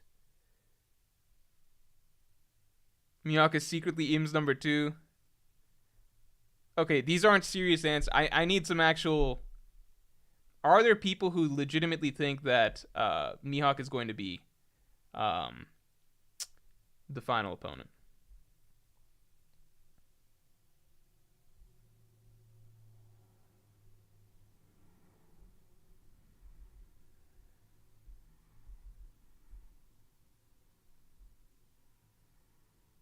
Or, yeah. Redo the poll then?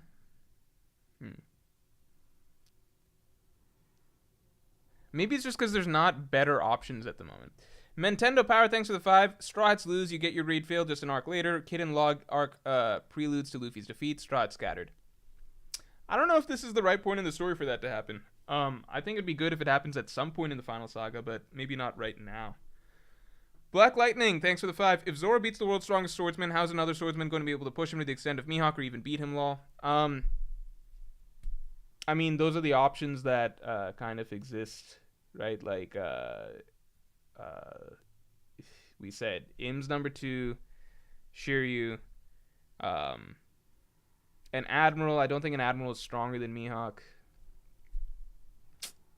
Does Zoro's final opponent need to be his strongest opponent? I would say yes. I think that's better, right? The one way Oda could spin it, if let's say Shiryu is his final opponent, it could be something like Mihawk is stronger, but Shiryu is a very tricky opponent, so Zoro would it would just be a more difficult matchup, right?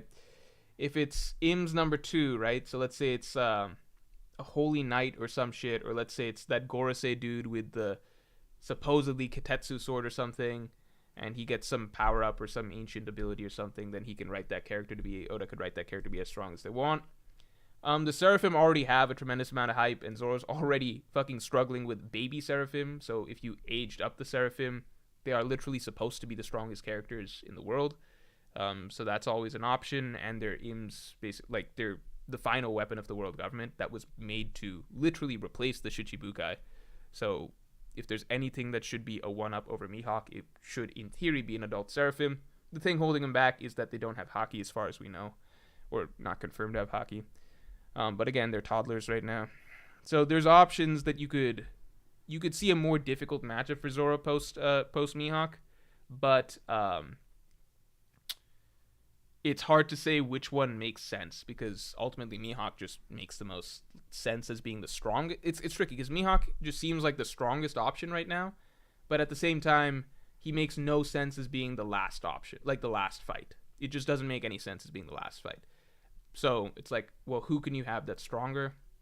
I would go with basically, again, like either some character that turns out to be much stronger than we expected on Im's side, like a Gorosei or Holy Knight or something like that. Aged up Seraphim, which absolutely should have an argument for being stronger than Mihawk. They were literally created to be replacements for the Shichibukai, etc. Have the same DNA, blah, blah, blah, blah, blah, plus added extras. Shiryu could be just a trickier matchup. I don't see an Admiral being stronger than Mihawk, so that's the one thing I think can't be Zoro's final opponent. Unless we're underestimating the Admirals, or overrating Mihawk. Cosmos says, final Zoro fight will be Sengoku, Straw Hat with Buddhist teams going against a literal Buddha. I don't think it's going to be Sengoku, man. I don't really have anything to say. I just don't think it's going to be Sengoku.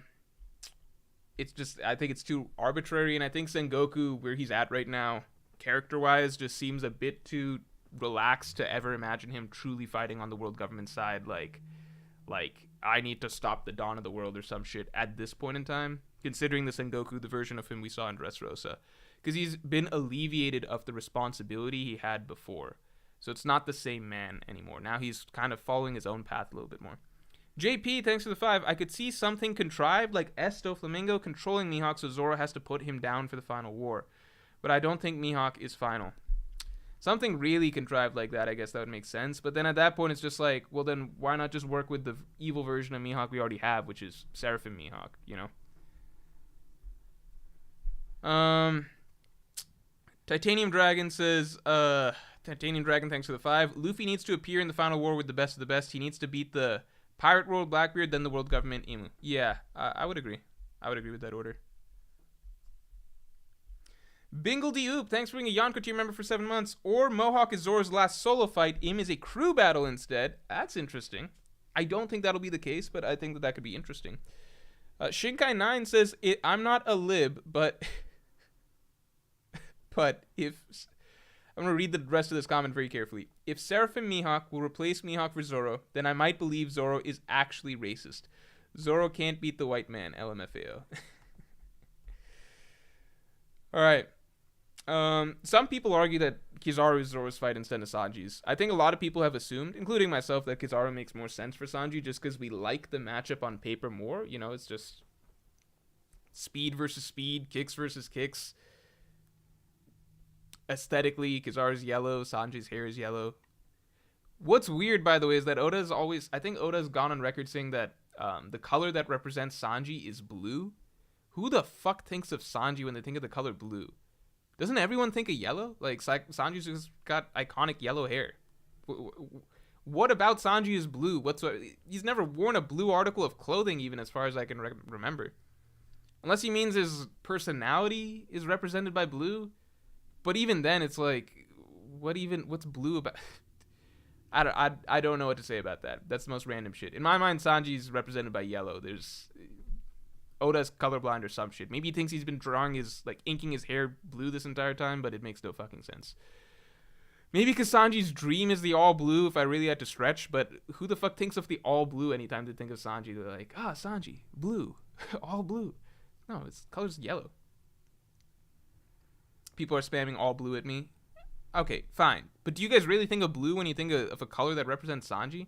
When I think blue, I literally, to me, it's pretty straightforward. I think of the Straw Hats in the colors that seem to represent them visually, right? Luffy, to me, seemed like red.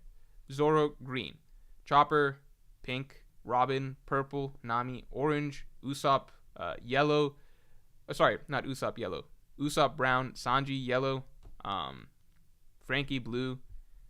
Well, then Jinbe came along. I guess Jinbe should be blue, but Franky was here first. He's blue in my mind.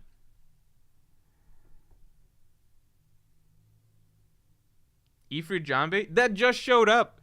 That showed up like 5 chapters ago. You're telling me... Okay, before this, did you think of him as blue? I don't believe you guys. I literally don't believe you guys. Yeah, blue is Jinbe. Blue is Franky. Vivi is blue.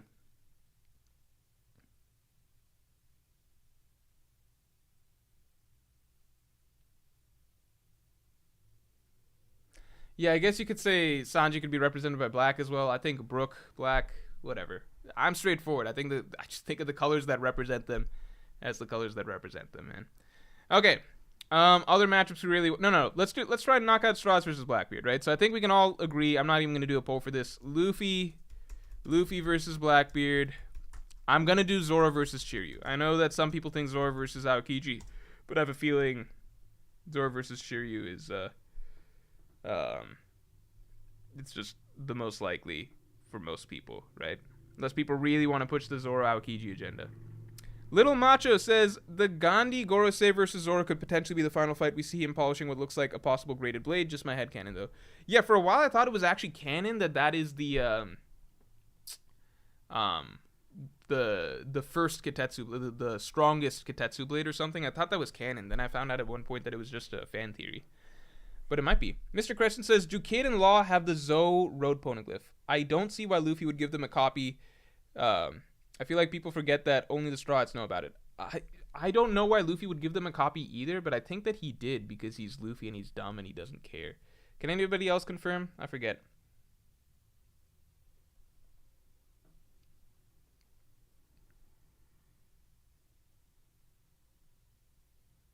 Yeah, we're doing the matchups. Okay.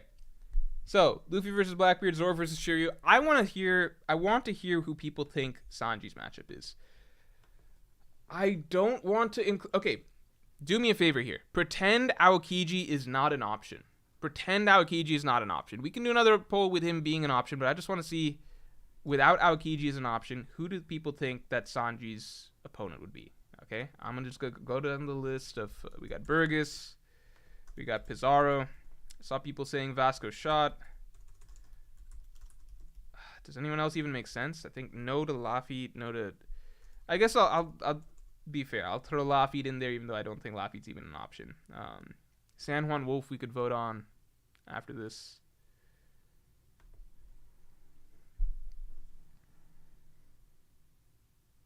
Lafitte has never caught an L yet. It's true. I'm surprised a lot of people are saying Lafitte. It's a good thing I put him in.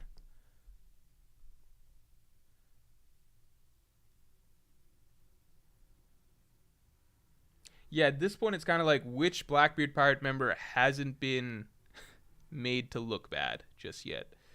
Lafitte versus Sanji, that's a matchup I really never used to think about much, just because I never thought that Lafitte is that strong.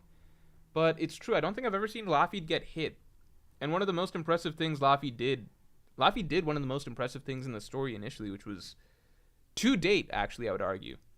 To date. So Burgess is winning. I'm going to hold my talks till the poll finishes because I don't want to sway anything. Okay, looks like Burgess is the most likely according to you guys. So what if I narrow it down? Let's do this one more time. So Sanji's Blackbeard matchup. Let's say Burgess. I'll keep Lafitte in there. I'll throw Aokiji in. And then I'll say new member. What I mean by new member, because people might be confused, let's say, what my opinion is basically, I don't think Aokiji is going to be on their crew during the final war. I literally cannot imagine a world where maybe it happens, maybe it doesn't happen. Let's just say hypothetically Aokiji is not on their crew in the final war. Maybe there's a replacement for Aokiji that comes in. If we really want to get nuts, we could even say, what if Aokiji is killed and then the ice fruit gets given to the new 10th Titanic captain or something? But let's say new member as an option or something, or Aokiji replacement. New member, Aokiji replacement.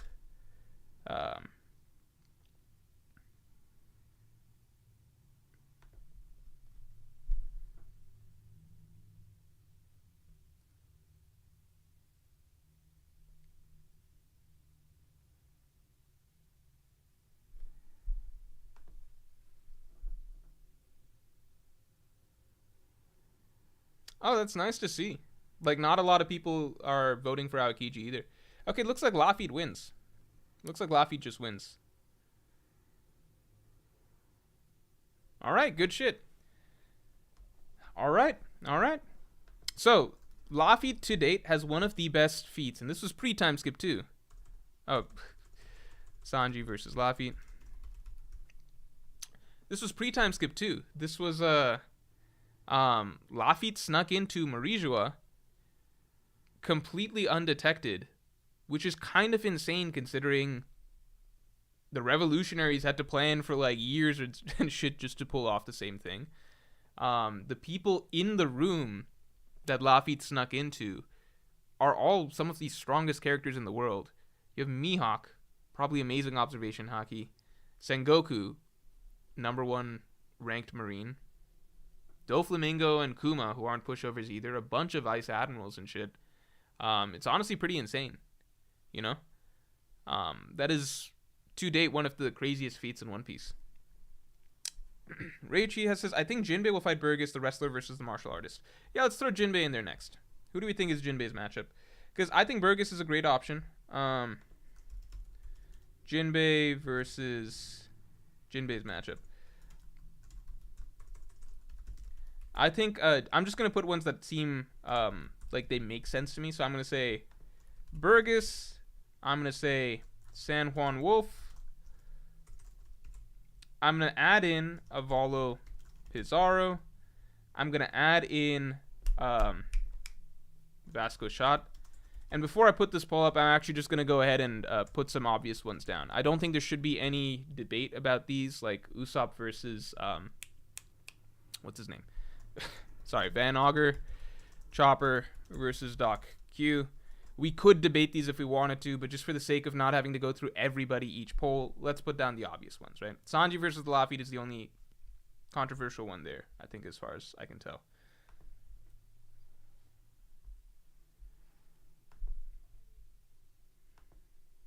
GDN says there's only 9 Straw Commanders. Kuzan getting a Straw fight wouldn't make sense since it leaves one Blackbeard commander unaccounted for. I do have to acknowledge the fact that I think there's a solid shot that Yamato joins. I think there's a solid shot that Yamato joins, to be honest. I don't know what I'd put the odds on it just yet, but and you guys might be surprised because Morj, weren't you so anti-Yamato before? I was so anti-Yamato because there's no writing around. There's just no writing. She just showed up and she's like, I'm gonna be a Straw Hat. I love Luffy. I'm gonna be a Straw Hat.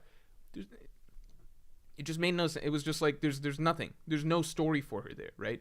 Even Brook, who was ready to join as a Straw Hat initially, he had a story that we had to learn about and go through and everything. Like there was a conflict that revolved around him and everything, right?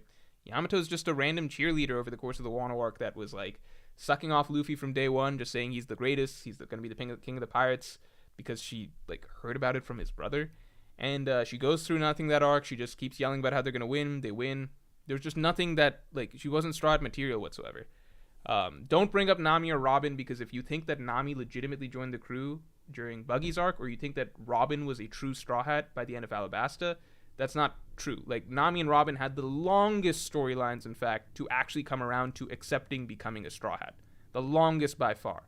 Both of them. Their storylines span multiple arcs. Yamato was different in that she was like, from day one, Luffy's the best. Luffy's going to be the king of the pirates. Oh my god, I love him so much. He's going to be Kaido. I'm going to stand on the sidelines, cheerlead a lot. Who am I? I just popped out of nowhere. You don't know me. I just showed up at the fucking during the final battle, even though there was no fucking setup for me whatsoever. Right? That was my problems with Yamato. Now it seems like the reverse, where it's like, it seems like she's going to probably get an arc, so she might join. If she joins, there'd be 10 crew members. And interestingly, the ice versus ice thing, I think that there's some merit to that. Ultimately, I don't think that Aokiji is going to be a final opponent. I don't think that Yamato is going to be fighting Aokiji or anything like that, but I think there's some merit to throwing that idea around. Okay, people are saying Burgess. San Juan Wolf as a close second. Because it's close, I'm going to do one more poll. One more poll just to see between those two options. Jinbe matchup. San Juan Wolf or, Burgess or San Juan Wolf, right? I could see either. One of the reasons I'm a little biased towards San Juan Wolf in my head is because the first time we really saw Jinbe in a full 1v1 fight was against a very San Juan Wolf-esque character, right? Wadatsumi. So that's kind of already how I imagine Jinbe's fights, but Burgess makes probably more sense at the end of the day. I'll go with Burgess. Anthony's crew, thanks for the 5. Agendas aside, Zoro versus Green Bull makes sense. Both green and are hot-headed individuals, with Green Bull might having a black blade. Yeah. I think it, honestly, if you'd asked me before we met Green Bull, I kind of had it in my head, Luffy versus Akainu, Zoro versus Green Bull, Sanji versus Kizaru. I think I even made I had a thumbnail made of those specific matchups, talking about the final matchups for the Straw Hats in the story. Like Monster Trio versus Admirals, you can look that video up. So I had Luffy, I think I said Zoro versus Green Bull makes sense there. And this was also after, I think I stuck to that even more after we saw like Green Bull take out King and Queen. And we had like a month-long break after that. So Green Bull did a crazy impressive thing that no other Admiral had done so far, which was just immediately capture 2 top-tier commander or 2 first and second commanders. It's just that after that, he was made to look like we had a full month break, by the way. I don't know if you guys remember, of hyping up Green Bull and what Green Bull was going to do. It was after he got scared away by Shanks that really hurt the sense in my head that he's going to be Zoro's opponent, but I admit the possibility is still there. Definitely. Okay, I just wrote Burgess. It's supposed to be Jinbe versus Burgess. Okay. Jinbe versus Burgess. The Outback Panda says, GDN, you're forgetting Vivi is a Straw Hat. I don't think Vivi's going to get a matchup. So still what we got is Brook versus, we got Robin versus, we got Nami versus 1, 2, 3, 4, 5, 6, 7, 8, 9. Am I forgetting it? Oh, Franky. Okay. Let's try and knock out Katarina Devon first. Mechlor says, thoughts on FW matchups. I like Final War matchups. I like Sabo versus Akainu, Zoro versus Rikogyu, Sanji versus Kizaru. So we got another Zoro versus Green Bull here. I don't know about Dragon though. Maybe he can lose to Im.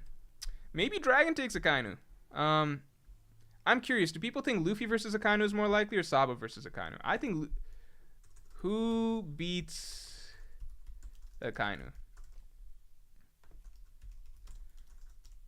Luffy, Sabo. I'll throw an other. I think that Luffy fighting and beating Akainu is infinitely more dramatic because it's just that's the story that we followed, and it's like we saw the main character ultimately like have his peak moment of experiencing his weakness and helplessness with losing Ace to Akainu. I just think it's full circle seeing him come back and actually be able to. I think it would be great if Luffy has to save Sabo from Akainu. I think that would be amazing, because that's just full circle. Like it's just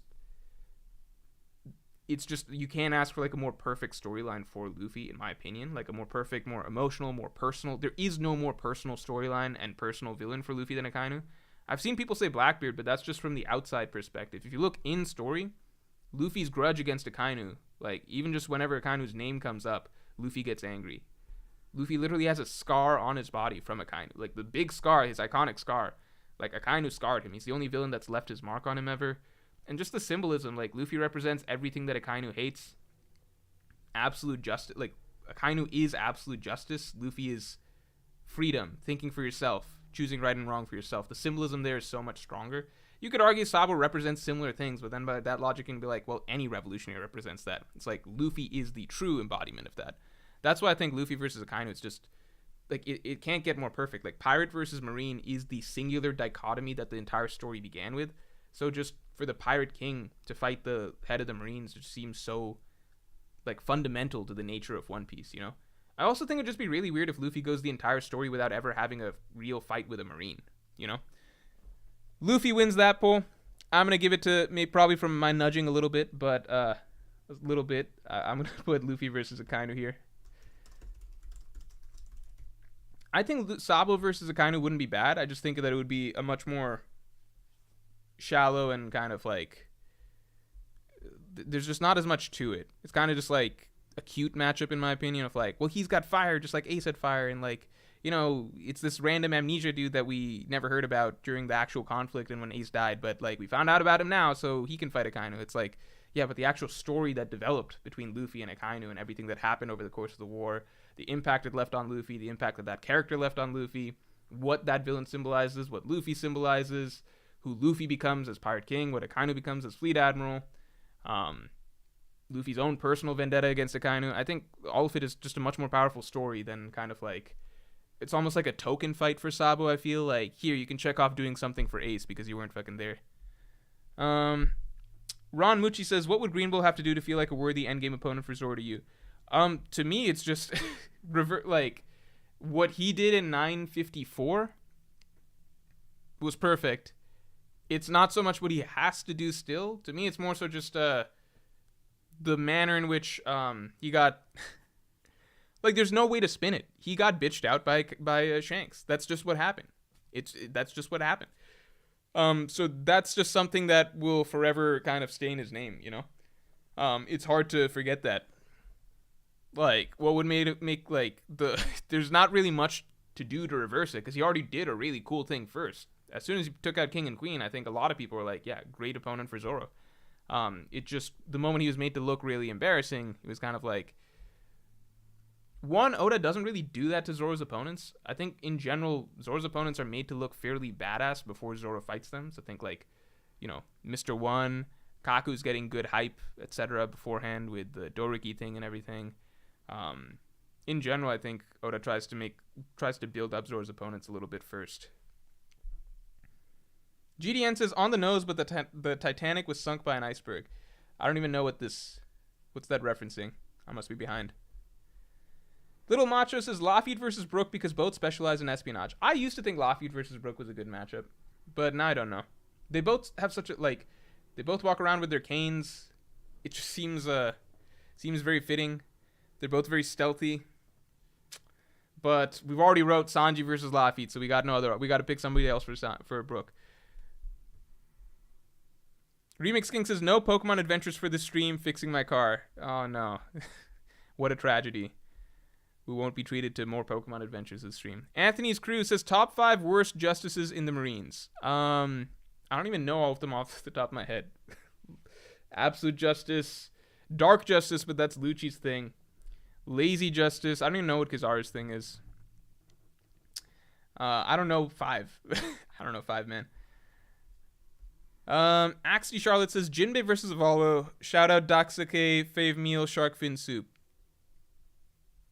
We already got Jinbe versus Burgess, so we got to keep going down the train we're on. Abyssal Leviathan says, I think Green Bull is Jinbe's last opponent. One of Green Bull's first lines is, my Logia power is a source of life that rivals the sea, also racism. Okay, I could see that. It's just that I get it in that sense, but at the same time, it's kind of like, how the fuck does Jinbe get to that level? Because Jinbe's, Jinbe's strong, but Admiral level is, like, I don't think Jinbe could take King or Queen. And Green Bull is very clearly above King and Queen. We've only got so much time to go. I don't personally think Jinbe is going to reach first mate level by the end of the story even. Like, I don't think Jinbe is going to be stronger than Ben Beckman. Like, you think Jinbe is going to be stronger than Ben Beckman, than Marco, than Katakuri, than King by the end of the story? Let alone stronger than an Admiral? Like, you think Jinbe is going to be on the level of, like, Kizaru, Aokiji, these guys? I think that's a long way off for him. Especially considering Jinbe's a vet. Jinbe's a vet. He's been here for like 50 years. He's been in the New World for a long time. He's fought under Yonko before. Like, he's been part of Yonko's allies, or like Whitebeard's allies at least, for a long time. He's been defending the Fisherman Pirates. He's been a Shichibuya. Like, he's not a up-and-comer like Luffy, Zoro, and Sanji, who have very fast growth rates as far as we've seen. So that's why I have a difficult time seeing Jinbe being on that level, especially because it would also be a bad matchup for him because it's like water versus plants, Like, if he's got a shot against anyone, wouldn't it be...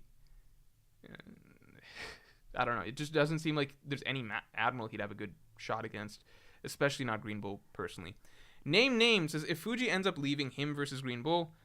Okay, so we just... Oh, you're saying Fujitora versus Green Bull. That could be cool. Fujitora getting a matchup like that.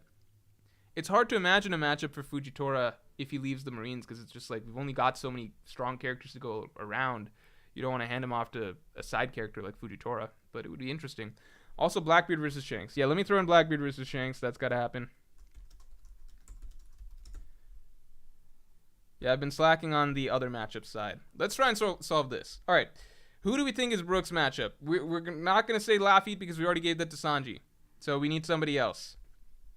We put out a poll. Signitis, message retracted. Bunfagum says, thoughts on Pin Zoro versus Pizarro. Pin Zoro wins. Pin Zoro is canonically top 3 in the history of, I guess, all characters. Okay. Brook versus, who we still got? Vasco Shot. Pizarro. Vasco Shot, Pizarro, Katarina, Devon. Why am I even giving Katarina Devon as an option? Everyone's just gonna... It's just not... I don't think anybody's on board with that. Who am I missing here? Oh, San Juan Wolf. I think we all know Devon is going to be a woman versus woman matchup. I'm going to say right now, I think Katarina Devon versus Robin is just... To me, that's a lock, because it's just... It's a perfect matchup for abilities, in my opinion, because it's hard to write fights for Robin. It's hard to write fights for Robin because she can just either end you really quick with a... if you can get her, obviously, her limbs around you or whatever, or there's some bullshit reason... Not bullshit, but there's some matchup-based reason for why she can't just end you very quickly. So it's hard to have extended fights with Robin. I think Black Maria is about as good as it gets to being able to draw out a Robin fight with, there's things like sticky spider webs and fire and stuff like that to make things more difficult for Robin. But in general, I think Katarina Devon is the most... Okay, people got Vasco Shot versus Brook. I think Katarina Devon is a great option because she can shapeshift. So it just makes it really difficult for Robin to probably pin her down, and she would have to get really creative with her powers to actually catch her or defeat her. But at the same time, it's not an impossible matchup for Robin. It would be like Robin versus Monet was an impossible matchup for Robin, because no matter what Robin does, she can't hurt a Logia, right? It's out of her scope of her abilities. Robin versus Katarina Devon is perfect because she can do a lot of back and forth with how she's using her abilities, which are, very versatile, and trying to catch Katarina Devon, but Katarina Devon can do a lot with her abilities to wriggle out of things, make it really difficult to constrain her, stuff like that. Signitus, thanks for the 5. Do you think Law goes back to Wano now that he has lost his submarine? Goes back to Wano. Does that mean that Kid goes back to Wano too? I think wherever Law goes, there's a good shot that Kid ends up there too. Okay, who's fighting Katarina Devon? I think I pushed it very heavily in a certain direction, but say Robin versus Pizarro, Katarina, San Juan.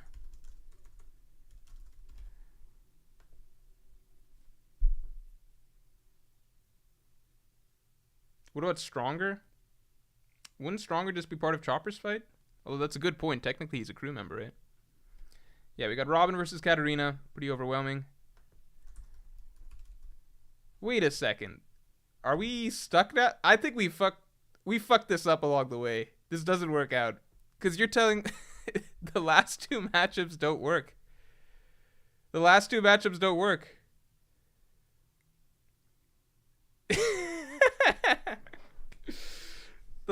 Okay, so we fucked this up somewhere along the way. Okay, let me ask, who is Nami's most logical? Like, we're messing something up. Something's wrong around here. Okay, here, let me give my rundown real quick, because Nami's not taking Pizarro. Okay, let me give my breakdown real quick. If I had to call it like it is, like I see it right now, in terms of who's fighting who, I would personally guess Luffy versus Blackbeard, Zoro versus Shiryu. I'm gonna do the obvious ones first in my mind. Usopp versus Van Augur. Chopper versus Doc Q. I would say Franky versus Pizarro. I've been convinced of that. I would say Jinbe versus San Juan Wolf. I'd say Robin versus Katarina. I'm more certain about this. I'm gonna say things I'm more certain of up here. Robin versus Katarina Devon. I think Franky versus Pizarro, Jinbe versus Wolf are good. I think Brook versus Vasco Shot. Nami versus Lafitte. Sanji versus Burgess. Burgess just feels this is the I think Sanji is the tricky one. He's the odd man out. But it's just like, if you take out Sanji versus Burgess, if we gave Sanji Lafitte, like other people were saying, right? Then that ruins things then that fucks things up in the other matchups, because it's like Nami has no viable opponent after that. Nami can't fight an island. Nami's not fighting the sniper, the swordsman, or the doctor. The other woman is probably going to Robin. She can't fight San Juan Wolf. So Nami, the way I look at it, Nami's only viable fights are Vasco Shot or Lafitte. These two, Brook versus Vasco Shot, Nami versus Lafitte, they're interchangeable in my mind. Nami's a navigator, Lafitte's the navigator. I think that would be a nice little matchup. Flip side, Brook, his fighting style and his stealth speed, his cane even, etc. It's very similar to Lafitte. I think that would be a good matchup. And Nami versus Vasco Shot I could see. So to me, that suggests that like Lafitte has to go to Brook or Nami. Otherwise, things just don't make sense. There's no one that Nami can fight. If Lafitte goes to Brook, then Nami can fight Vasco Shot. If Lafitte goes to Nami, then Brook can fight Vasco Shot. But if Lafitte goes to anyone besides these two, then I think nothing makes sense for Nami. So I think that this has to be a thing. The other option is that there's outside variables, like let's say Blackbeard, let's say Aokiji leaves the crew, which I think is likely, or Aokiji is offed by the crew or something and they redistribute his ice devil fruit or something like that. That's the extreme possibility. But let's say Aokiji's not in the crew.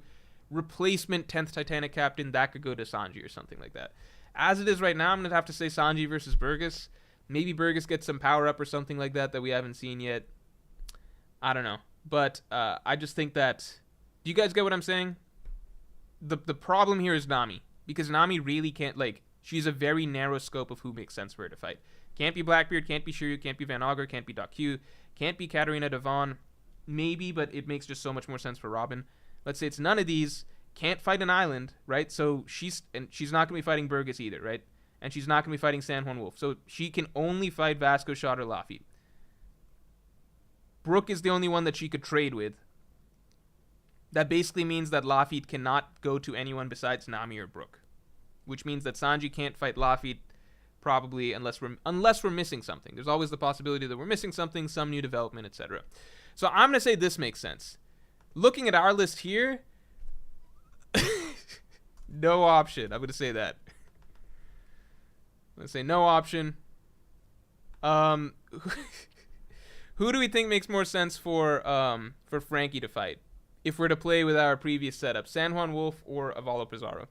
Bunfagum says Pinzor versus Nami is pretty obvious. Rare Morkel.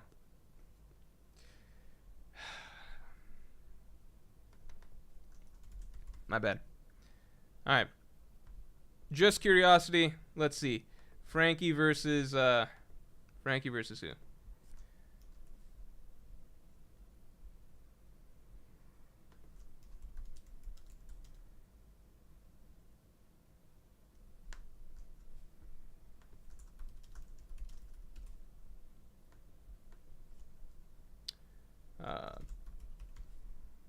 Okay. The Outback Pandas, thanks for the 50, man. I believe in Nami versus Devon more because Nami's beauty is a bigger part of her character than Robin's. That's true. Also, I think Sanji versus Devon is a cutter tier matchup and people should stop wanting to fight a woman. Were people saying Sanji versus Devon? I'm just not even going to say that that's an option. Okay, so let's reshuffle real quick. Let's say Nami fights Devon. If Nami fights Devon, then maybe then I think things could work because Robin could fight sure, a Vasco Shot or something like that. And then Sanji could fight Laffy. Brook fights Burgess. Maybe Jinbe fights Burgess. Let me throw out another possibility. alternate possibility. I want this to be red or black. Okay. Alternate possibility based on what you just told me. All right, let's try this one more time. Luffy versus Blackbeard, Zoro versus Shiryu, Usopp versus Van Augur, Chopper versus Doc Q. Let's say Sanji versus Laffy because that's what we're trying to get to fit, right? Sanji versus Laffy. Then let's say Nami versus Devon. Then I don't know, Jinbe versus Burgess, people like that. Jinbe versus Burgess. Brook versus Vasco Shot. Franky versus Pizarro. Are we getting there? Does this make sense? This is everybody? 1, 2, 3, 4, 5, 6, 7, 8, 9. Fuck, who am I missing? Whoever I'm missing is gonna be... Oh, Robin. Fuck. Robin versus San Juan Wolf. I'm going to say Robin versus San Juan Wolf is possible because Robin can turn gigantic and shit. How do you like that, Outback Pandas? Thank you again for the 50, man. Really appreciate that. Do you like this new version? I think this new version is doable. I think Robin versus San Juan Wolf could be good. You're right. Maybe the misconception or the bad assumption I was making from the start was that Devon had to fight Robin. Just because that's a good matchup doesn't mean that Robin versus San Juan Wolf couldn't work. Again, Robin... She has a history with the Giants. If we stretch, we could say that there's some thematic reasoning for it. People prefer Jinbe versus San Juan Wolf.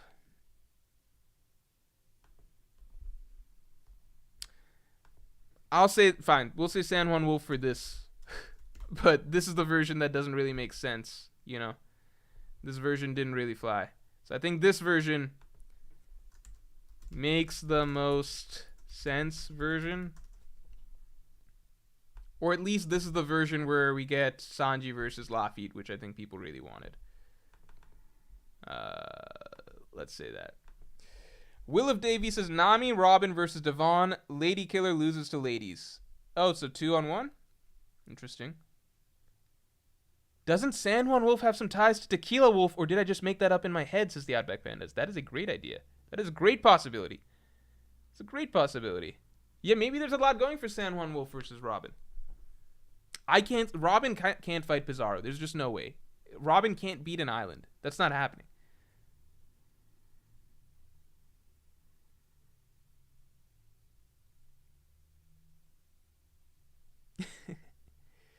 People want Jinbe versus Pizarro. Jinbe can't. I just don't think. I think the only character outside of the monster trio that could take an island, that could defeat an island, would be Franky, if Franky is using a special mech or something like Pluton. Not because Franky is stronger than Jinbe, but just because Jinbe just doesn't have it. Like, I don't think you guys get it. Like, destroying an island is crazy difficult.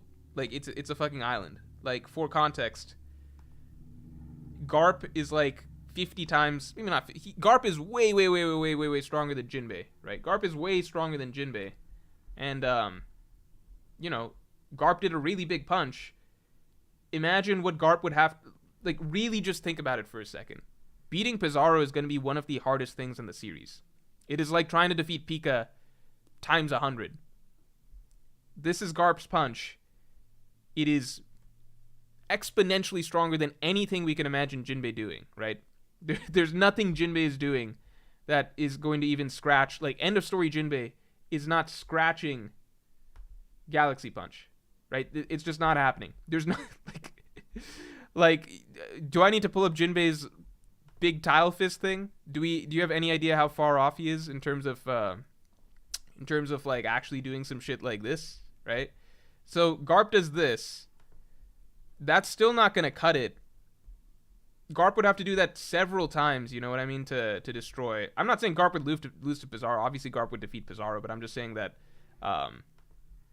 the amount of damage output that you would need...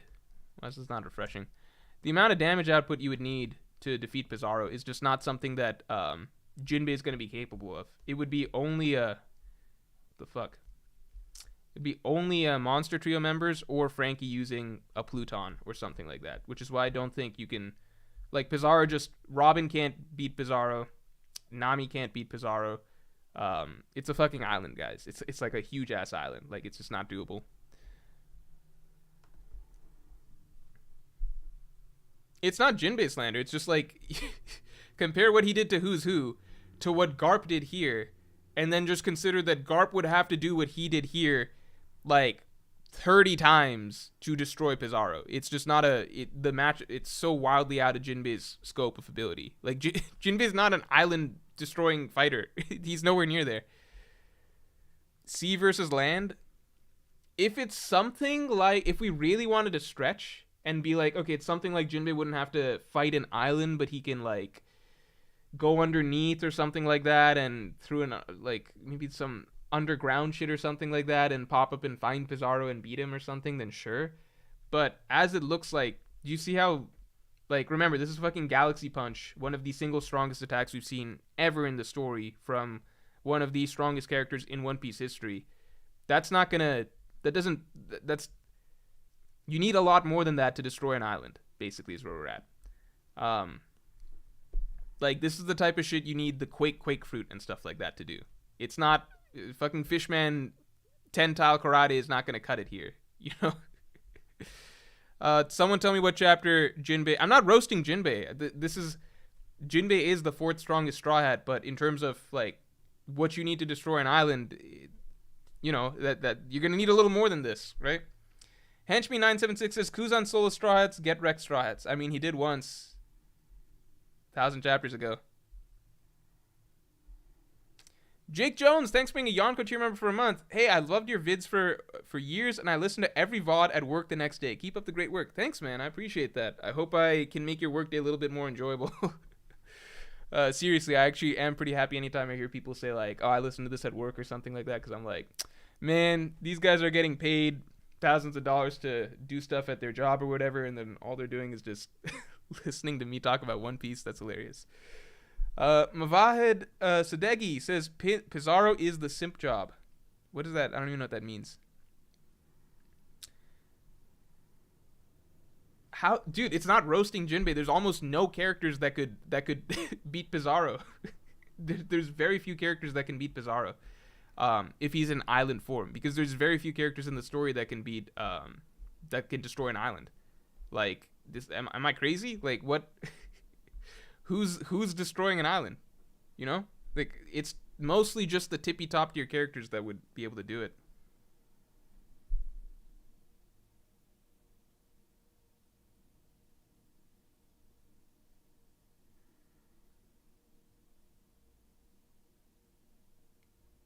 Wrench Dodger 2000 says Jinbe just needs to find Pizarro's actual body and the fight is over. I guess, yeah, again, if the matchup plays out differently, then that could be interesting. Like, with Zoro versus Pika, Zoro had to actually break down Pika to find Pika. So if we say that Pizarro's not the same and that'll be more of a tactical thing, then sure. Doc Sake says, Pizarro's favorite food is shark fin soup. Come on. How much thought does Oda even put into that random shit? Alright, let's say, fine. You know what? You really want him to fight Pizarro? You really want to throw... Someone tell me the chapter that Jinbe fights Suzu. Someone tell me the chapter.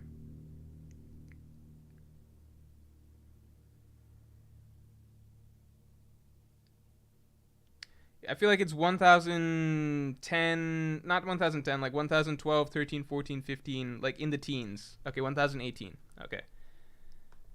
Okay. So, again, I'm not saying Jinbei's weak. It's just that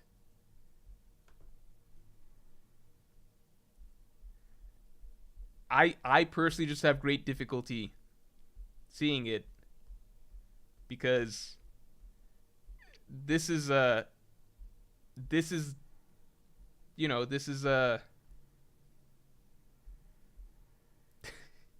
it's good. Like, it's a solid punch. It's a good punch. I don't know what you want me to say.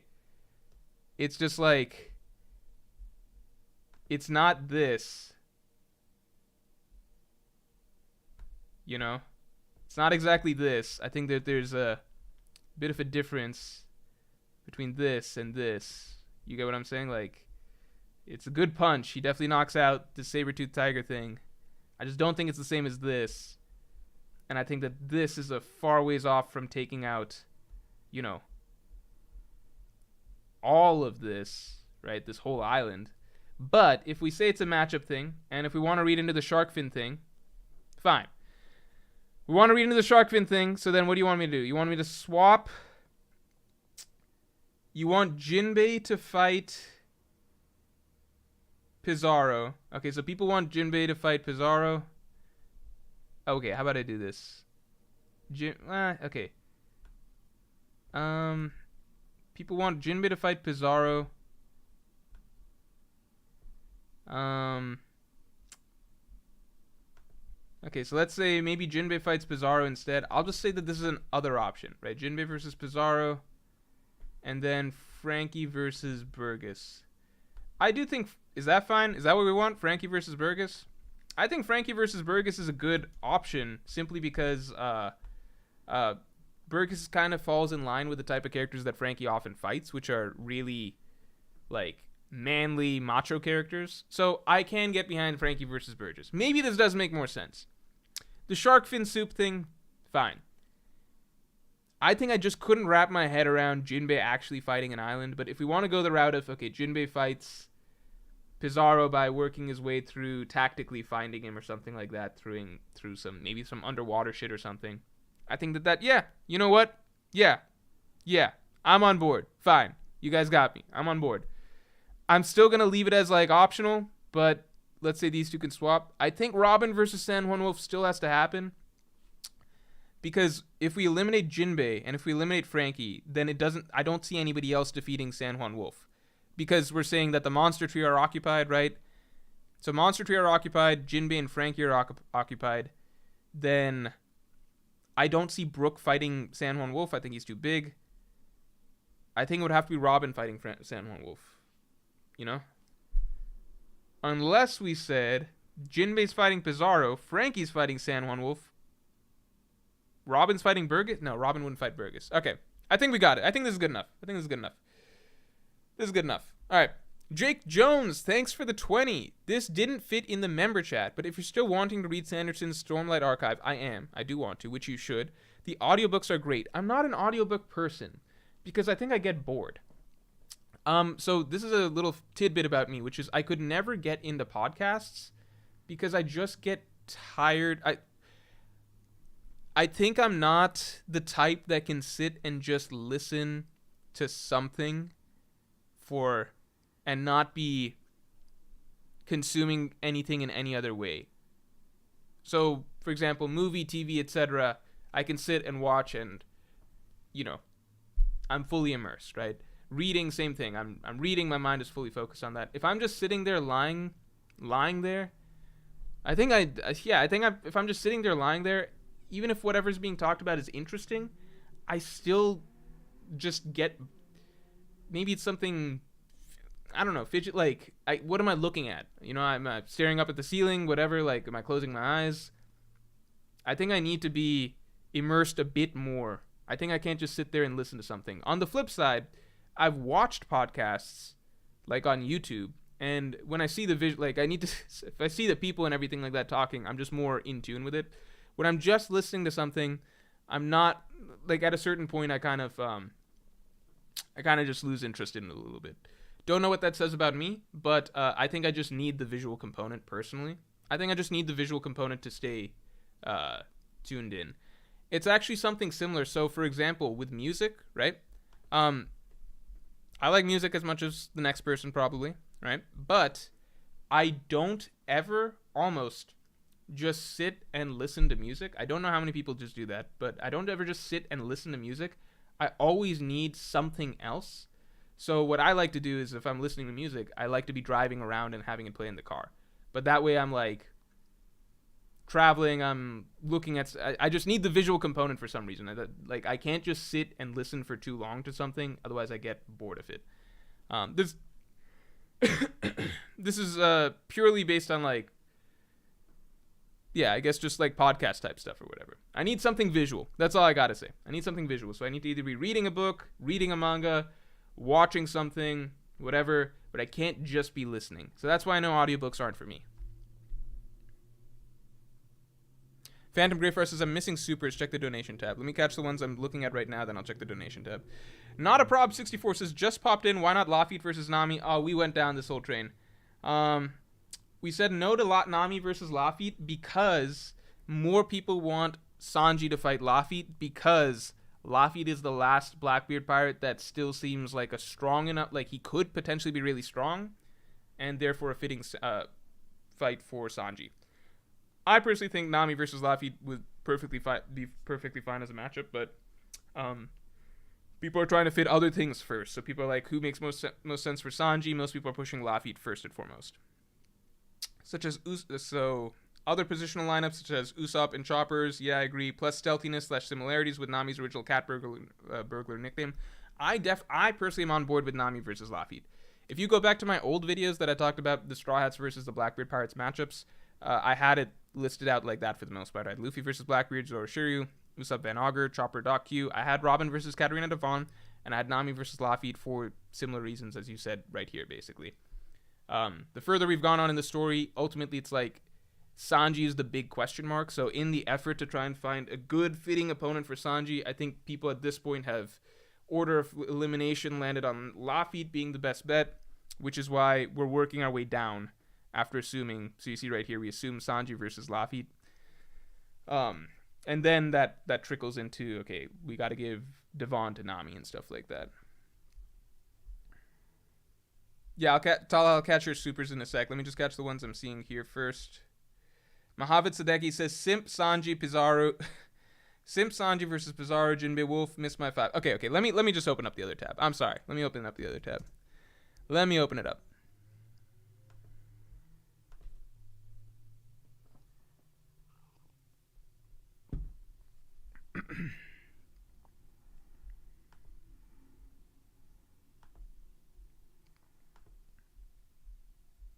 Okay. So we've got Talha said Robin versus Avalo destroying an island Ohara incident. No. That's not like closure for her. I don't think she's like in her head she's like, man, one day I'll destroy an island of my own and then that'll really bring me peace with my trauma or whatever. Mahavid Sadeghi, thanks for the 5, says Wolf is stronger than Vasco. 1080 dialogue of Vasco implied that. Franky is with Burgess, the two beefs of Cruz. Yeah, I think I've also lost track a little bit of which Blackbeard Pirates are stronger than which. If I had to guess right now, and that thanks for the reminder, then I would say Blackbeard stronger than Shiryu. No, I'm not going to try and go through him. I think that's hard to say, but if Vasco is weaker than San Juan Wolf, then that makes sense to me that Brook would be Vasco's matchup, simply because I personally place characters like Franky, Jinbe, even Robin above Brook, based on what they've displayed so far. I think part of that is because Brook has not had a real 1v1 against anyone significant. He's had good little showings, but everybody else has had more impressive showings. So at the moment, if Vasco is one of the lower members of the crew, like not a weak member, but if he's below San Juan Wolf, below a Burgess, below a Pizarro, then it makes sense to me that he would be fighting Brook. Spade, thanks for the 2. Giant Mech Franky versus either would be awesome. Yep. I think Giant Mech Franky versus San Juan Wolf or Pizarro would both work. Or even against Burgess. Drek the Drek, thanks for the 5. I don't see Oda giving Nami a 1v1 male opponent. He always babies Nami, makes most females Nami reskins, and married a stage actress who plays Nami. Yeah, I think it can't be denied that it can't be denied that, say what you will about like Oda and women in general, but I think Nami is definitely Oda's take on, like, most stereotypical take on a woman, I suppose. I think he's more willing to have Robin. Well, Robin also gets female like she just fought Black Maria, for example, but I think Nami specifically is more so written as that fragile woman type, and I think Oda does stick to that, and so he feels more comfortable having her fight another woman. So I would agree, Nami versus Devon in that sense. I would agree.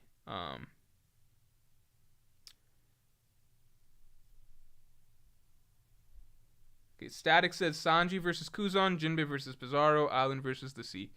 I'm just not including Aokiji too much into considerations here, simply because, as I said before, I just don't think he'll be an opponent later down the line. And I get what people are saying, Jinbe versus the Sea. Ace by comeback. I don't know if I said this already or not, but Lafitte versus Sanji led to a chain of mismatch fights. Yeah, it got complicated once we started pushing that. Zane Blalock says, if Kuzan leaves, having Robin plus Nami versus Devon. But then there's too many, or there's not, then we're missing a slot for a matchup. Okay. I think we got this. Mohamed Sadeki says Pizarro is the simp job. Pizarro is the simp job. I think we covered that. Okay, Oswaldo Cortez says, "What? Thanks for the 5. What if Lafitte is a swordsman? Original 5 versus original 5. Luffy versus Blackbeard. Zoro versus Lafitte? No, because I just think that, okay, Sanji versus Burgess, Nami versus Doc Q, Usopp versus Van Augur. No, because I just think that Shiryu is portrayed like he's built up as stronger. He's the only one given really his own individual significance, which suggests to me that there's a bit of there's more likelihood that he's going to be Zoro's opponent. Not to mention just the manner in which Blackbeard meets him mirrors Luffy meeting Zoro quite a bit. Shiryu featuring on that one color spread, right, of first mates or second strongest members, stuff like that. I think there's a lot more to suggest that, in my opinion. Mohamed Sadeki says, miss my 5. Simp is Sanji. Pizarro is the simp job. I don't get it. I literally don't get it. What does that mean? I know it's Sanji being the simp means, but Pizarro is the simp job. What does that mean? Not a prob 64. Thanks for the 10. Just popped in. Why not? Oh no, we covered this. Mohamed Sadeghi, sorry you're having to send again, but Simp Sanji Pizarro. I just don't understand what you're saying. Simp Sanji Pizarro, Jinbe Wolf, missed my 5. Simp Sanji versus. Okay, so you think Sanji versus Pizarro is what I'm getting at. Jinbe's versus Wolf. Sanji versus Pizarro could be cool. I think that could be cool. I mean, like, it is an island. Like, it is a strong ability. We kind of have to see how strong it is in action, I guess is what I would say. Because it's kind of like Pika had a very strong ability in theory, but once we kind of saw it in action, Zoro picked him apart pretty easily. Tala says, you missed my last super. I think I caught it now, dude, right? Yeah, I caught it now. Top Goon, thanks for the 5. Sanji versus Devon. No. She'll be a broken wild card that can transform and use people's powers, but relies on being a man, which will benefit Sanji and save Pudding. If she could, okay, if it's one of those transformation abilities that allows you to actually use the abilities of the character you transform into, then yeah, that's a broken ass power, right? But I doubt that it works like that. We kind of gotta wait and see. I just don't think Sanji fighting women, I think it just goes against what's been pushed for him as correct this entire story, which is that he's generally applauded for standing to his ideals. Unless he has to find a way to defeat a woman without breaking his code, which could be a very interesting challenge. That's the only thing I'd give credit to that idea for. I think that could be interesting. Burjinder Singh, thanks for the 5. What if Blackbeard asks Mihawk to fight for him, then Zoro versus Mihawk and Shiryu to Sanji? I think it'd be kind of random. But I mean, Mihawk doesn't take that much convincing. He kind of just joined Cross Guild. No, he did require some convincing. I mean, Blackbeard got Aokiji to work with him. I could see it. It's just that it's kind of like, why even have Mihawk go the route of, why not just have him join Blackbeard already in that case, you know? Why is he on Cross Guild at the moment? What's the point of Cross Guild? Will of Davy, thanks for the 10. Also, I've been wanting to ask this, and maybe you've said it before. Which Devil Fruit would you want for yourself? Not for combat, obviously, unless you have powerful ops. I want the Jiki. I think I've said Kuma's Fruit because of teleportation before, but you could get Van Augers at this point, but Kuma's offers teleportation plus extras, which is nice. Yeah. I think teleportation is just a cool ability. Because a lot of the strongest devil fruits, they're combat-based fruits. In the real world, I don't need, like, the Gura no Mi. What am I going to do with it? I don't need to, like, do I need to win a bar fight that bad that I would take a devil fruit or something like that? First of all, you just feel like a cheater, right? It's like, I don't know. And then 2, the government would just catch you, right? In the real world, if you go around creating earthquakes or, like, shooting lightning bolts at people and stuff like that, you get in a lot of trouble, you know? Kuma's Fruit is nice because it's really low-key, you can travel anywhere, and you can protect yourself really well in certain situations if it came down to it, right? Gunshots, all sorts of things, right?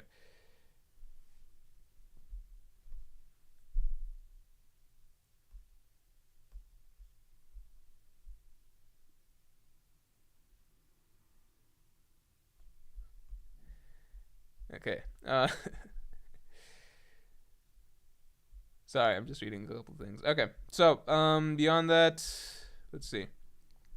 Casey the MC, thanks for the 10. What if Shanks has the Haki no Mi? I would really, really hope that he doesn't, just because to me personally, that defeats the point of Haki. It represents you as a person, your individual strength of spirit.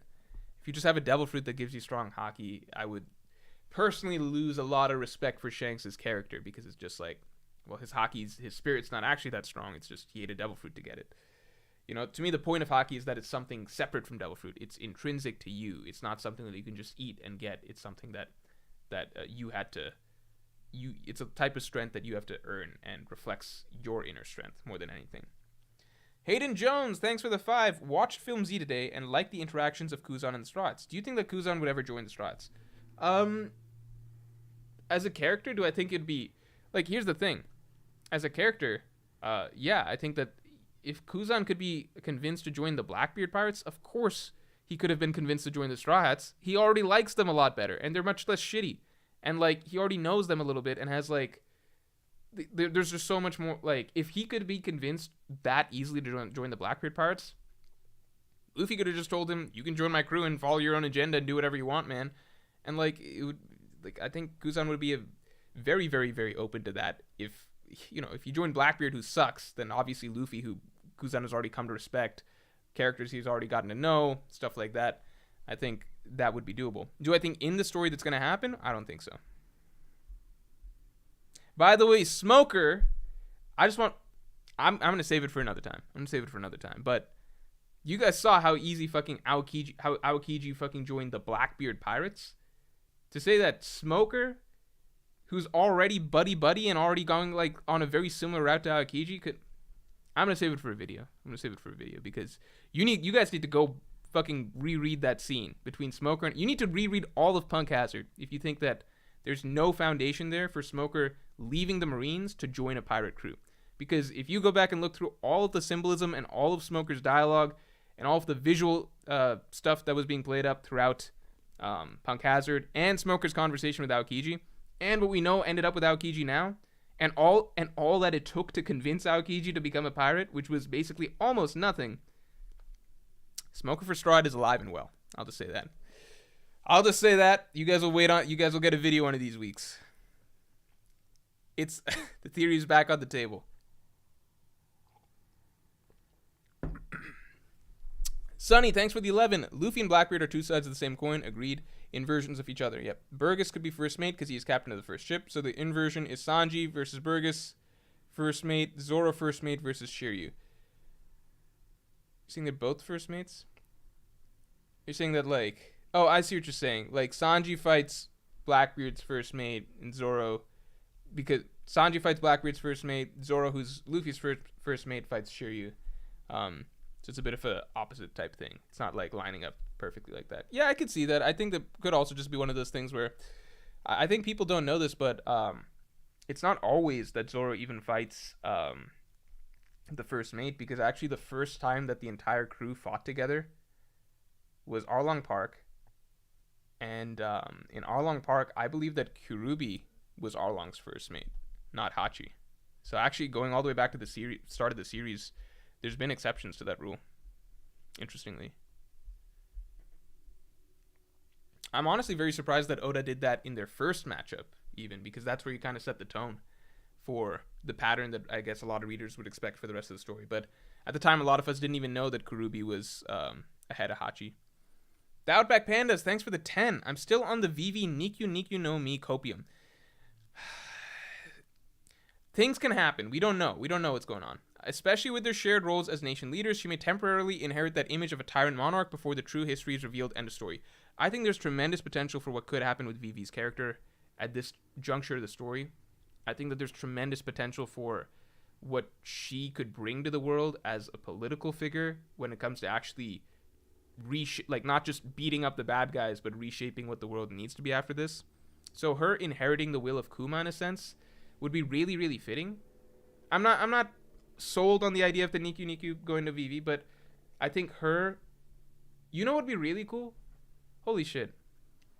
If we are just spitballing here, right? What would be really cool would be, one, symbolically, right, which is Vivi inheriting the Nikyu from Kuma, simply because Vivi and Kuma have both kind of played that role as characters that don't sail on the Straw Hat's ship, but have a certain bond or dynamic with them where they were an integral part to their journey at certain junctures, right? Vivi with the whole Alabasta storyline, Kuma with everything he did over the course of Sabaody, right? They were both very formative figures in the Straw Hat's journey that don't ultimately sail with them, but their impact is more significant in the world stage. And also a really interesting thing to think about is, like, imagine this, right? The Nikyu's most interesting ability is probably its ability to teleport you around anywhere. If it's the end of the story, if it's the final war, you need a sort of uprising on a global scale where various kingdoms and monarchs, etc., are each deciding that they want to rise up against the world government. This is hypothetical, right? Let's say that's what's happening at the end of the story. If that's what's happening at the end of the story, could you imagine a scenario where the Queen of Alabasta is the one literally traveling herself from nation to nation using the Nikyu no Mi? She's traveling herself from nation to nation, talking to, like, explaining what's happening to each of the kings of all of the nations that matter in the world and getting them on, the right side. Wouldn't that be really interesting? Like, imagine the truth has kind of come out that the world government's bad. Let's say that happens first. But could you imagine, like, a really interesting arc for Vivi? Like, while the Straw Hats are gearing up for war or whatever, what's going on with all these other nations and stuff? The ones that don't know the Straw Hats, the ones that are just, like, sitting around on their asses. They don't know what to do. They just found out the world government's bad. Wouldn't it be really cool if Vivi's the one traveling around? Like, because she's not just a random character. She's not a revolutionary or something. She's not a pirate. She's the queen of a very, very prominent and famous kingdom. The ultimate diplomat, as we've seen across the story, going around basically being the one to, like, rally everyone across the world. I think that could be really cool. That's if we really want to just follow down the rabbit hole of that theory, that's a fun idea of the Nikki Nikki being passed down. Thanks for bringing that up. Alex Grayson, thanks for the 10. I feel like San Juan Wolf will be more. I need to think about that more and just look through some more stuff. But that's fun to think about. Alex Grayson, thanks for the 10. I feel like San Juan Wolf will be more of an obstacle or fight opener than anyone's one-on-one opponent. Oh, you think like everyone will just like do a big team attack on him and then keep going? Partially because he doesn't seem that interesting a villain compared to the others. I guess so. Yeah, that's possible. It's definitely possible.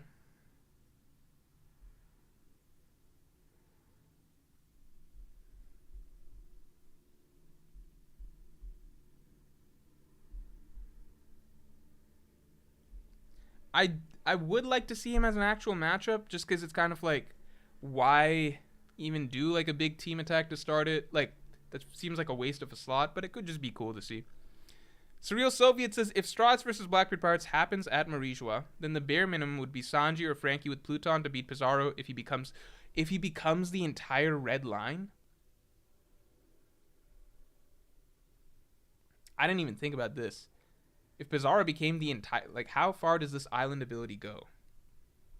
Because I think we would assume that someone like Pika couldn't just become the entire red line, right? There's limits to how much you can do. So I would assume there's limits to Pizarro as well, but it's just interesting to think about. And make him a really, really formidable final opponent.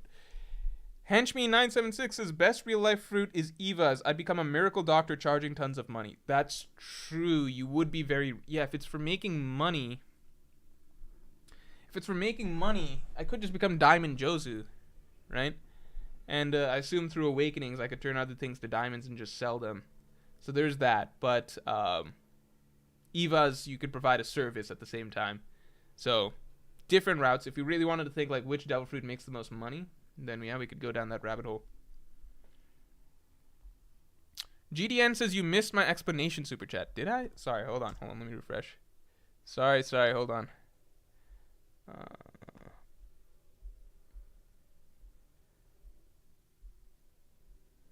Was it far back? Oh, GDN. Okay, you said clarificate. Thanks for the 5 clarification of previous message.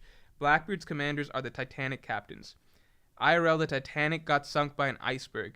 Kuzan is an Iceman. Oh, okay, that makes sense, but I think that's a bit of a stretch. Oh, Nintendo Power, I think I missed this too. Conveniently forgets about Pika's voice. That's true. Oda did make fun of Pika like that. But what I mean more so is in terms of like hyping up Zoro's opponent. He made fun of him in that sense, but that has nothing to do with his strength. Initially, everyone was freaking out about Pika, if you remember. If you go read the chapters where Pika's like emerging in his giant form, everybody's freaking out. And then everybody kind of comes together and does a combined attack to damage him for the first time. So initially, it actually really seemed like it took a lot just to be able to fuck with Pika's giant form. But then over the course of Zoro versus Pika, he started making it look easy. Okay. Besides that, okay, and sorry, your most recent chat is just following up on that. The Titanic was sunk by an iceberg. Blackbeard's crew is Titanic theme. Kuzan is ice. Connect the dots. I get it. I still think it's a stretch, GDN. I think it's a stretch. I see what you're saying, though. I can drive. Thanks for being a Yonko tier member for a month, and congratulations on being able to drive. Don't know if I said that before, but, you know. Sanji fights Shiryu for his fruit to fulfill his lifelong desire. What, he's gonna kill Shiryu? I don't think Sanji was ever gonna kill Absalom. Also, do you think Sanji, like, just to get the fruit, also do you think Sanji will die in the final saga because of that line in Wano? I don't think Sanji's dying. I don't think Sanji's dying. I don't think Sanji's dying.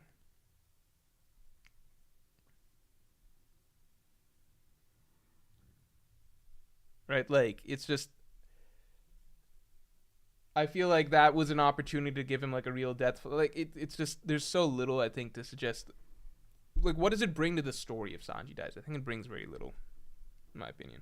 I think the only character in the Straw Hats whose death kind of could be good for the story or add something to the story and feel right for the character and not just be a death for the sake of some added drama would be Usopp, because it feels like his entire story would just come together with that, and it would be the perfect ending for a story. I don't think Sanji's the ideal ending for Sanji's story or Zoro's story or anything like that would have to do with them dying. Goomba Boomba, thanks for the 2. Would you like it if Im versus Dragon, Sabo versus Akainu? I do think that Im will fight Dragon, but I think that Dragon will lose, much in the way that I think that Blackbeard will fight Shanks, but Shanks will lose. So it's not quite the same thing, right? Because I think you're suggesting that Sabo fights Akainu and defeats Akainu, and Im fights Dragon, Dragon defeats Im in the same parallel sense. Growth Strong says Pizarro could possibly take over the Atom Tree in the future. I don't know if he can. It's an island fruit, right? So it's not trees. And I think we will see Zoro cut the tree down, similar to Pika and Dressrosa. I don't know. I just don't think like cutting. How big's the Atom Tree? How impressive is this gonna be? You know, I've seen Zoro cut big things at this point. Let's see him fight some strong, like hockey users and stuff. You know, or admirals or something. All right, guys. I'm gonna close the stream soon. If you've got any last.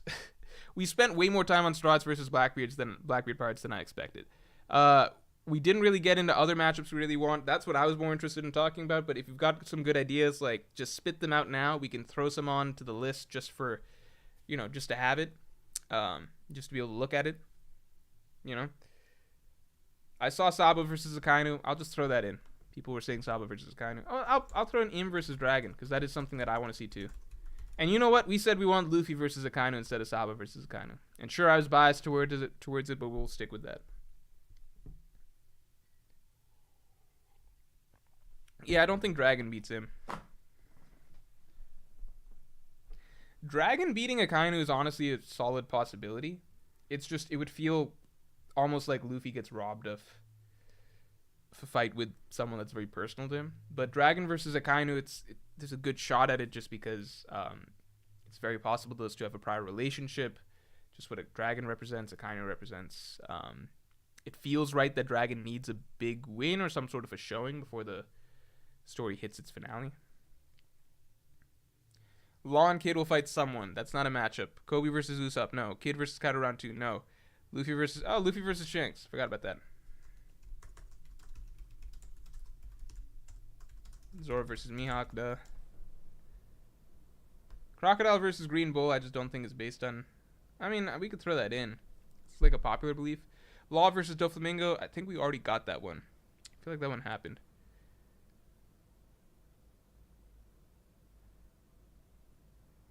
Luffy versus Garp. Ben Beckman versus Zoro. Am I putting down stuff that everyone wants to, that people just want to see, or like stuff that I think is viable? Do people think Ben Beckman's gonna fight Zoro? Did I read Virgil Hawkins is saying, did I read Anthony Cruz's $5 donation about Pizarro and Green Bull? Let me check. I feel like I did. I feel like I did, but let me check. Zach Omar says, who will Gaimon fight? Wait, why is my mouse not moving? Hello?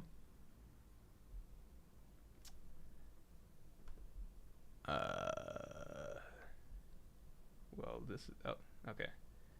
Sorry, I was looking at the other screen. I was like, where's my mouse? It's on this screen.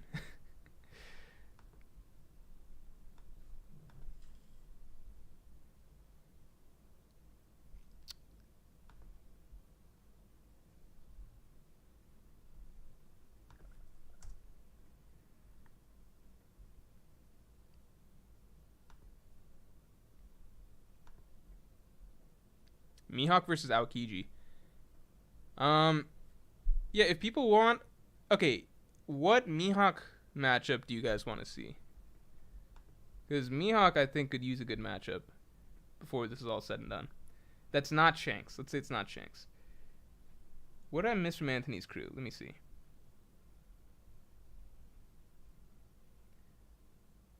Oh, Anthony's crew says Shanks scared Kizaru and Fuji, but we won't talk about that. I did miss this. Crazy people won't keep that same energy and just slander Green Bull. So one is that was in film Red, dude, so it's not considered canon. And the bigger thing is that I think that actually works against Green Bull's favor, because to me, if I look at Shanks scaring Kizaru and Green Bull, that felt to me more respectable, in that Shanks was the stronger character, or at least portrayed as such. So Fujitora backed down, he put his sword away. Kizaru backed down, right? They were, they were not. They realized that they're not going to beat Shanks, right? Green Bull, his reaction is much more. It feels much more cowardly and pathetic than Shanks's because than Fujitora and Kizaru, because Green Bull's straight up like he's yelling, he's screaming, he's like, oh no, what's happening? He's got sweat like pouring down his face, his arms are up. That's kind of the difference. If anything, I would use the film Red stuff as basically like that's what I feel like is respectable for Admiral. Like that feels respectable, the manner in which Admirals reacted there, and that Shanks is stronger. They still don't look cowardly or pathetic, but Shanks is clearly made to seem stronger than them here, and they clearly back down, which is cool for Shanks. Green Bulls, it really, really kind of like that makes him look kind of bad. So it's not really the act of backing down, it's like how you look while you're doing it. I don't hold Film Red against Green Bull because I don't mention that because it's not canon, right? We don't know in the manga how Kizaru or Fujitora would react. So I'm actually like keeping that out of the conversation for Green Bull's sake, if that makes sense. Loud Waffle says Usopp versus Kobe. Teach each other their heroism. I don't think Usopp's going to fight Kobe, though. Ryuichi says Zuruj versus everyone. I don't know about that. Sanji versus Crocodile. I could see Sanji versus Crocodile, but Mihawk versus Kizaru. Let's say Mihawk versus Kizaru or something like that. I think that could be cool. I think that's a fight that people have wanted to see weirdly for a long time. Like, it's just one that I've seen pop up frequently.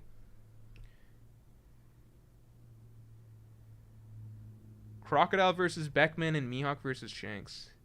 I'll throw that in. Cross Guild versus Red-Haired Pirates. Let's just throw that in.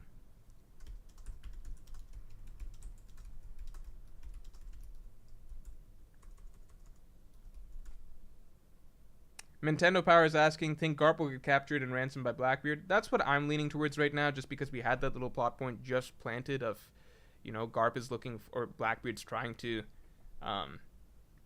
have a bargaining chip with the world government. Kobe doesn't work. A much bigger bargaining chip just drops in front of him at his front door. I think that lines up a little bit. Kid versus Luffy. I'm going to put Kid versus Luffy, even if... No. I'm not going to put it. I'm not going to put it. It's a joke. Bo Hancock versus Katarina Devon. That actually already happened. Devon got turned to stone. Sanji versus Kizaru. I'll put that down. There's not much rhyme or reason to this. I'm kind of just seeing stuff and I'm like, I've seen that thrown out around quite a bit. Like, I'll put that down. Croc versus Dofi. I don't think that's necessarily a thing that's going to happen. Revo Commanders. I'm going to say Revolutionary Commanders versus, like, anybody. You said Gorosei. I saw someone say Gorosei, so I'll put that down. Like, how strong are these guys? We know that they gave Admirals some difficulty in a 4v2.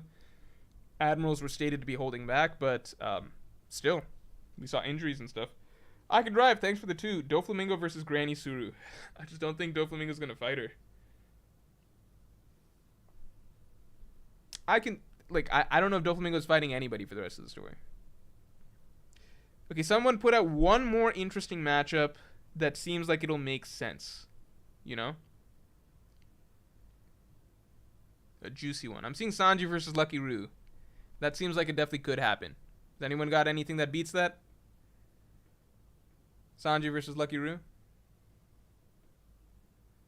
Something that seems likely.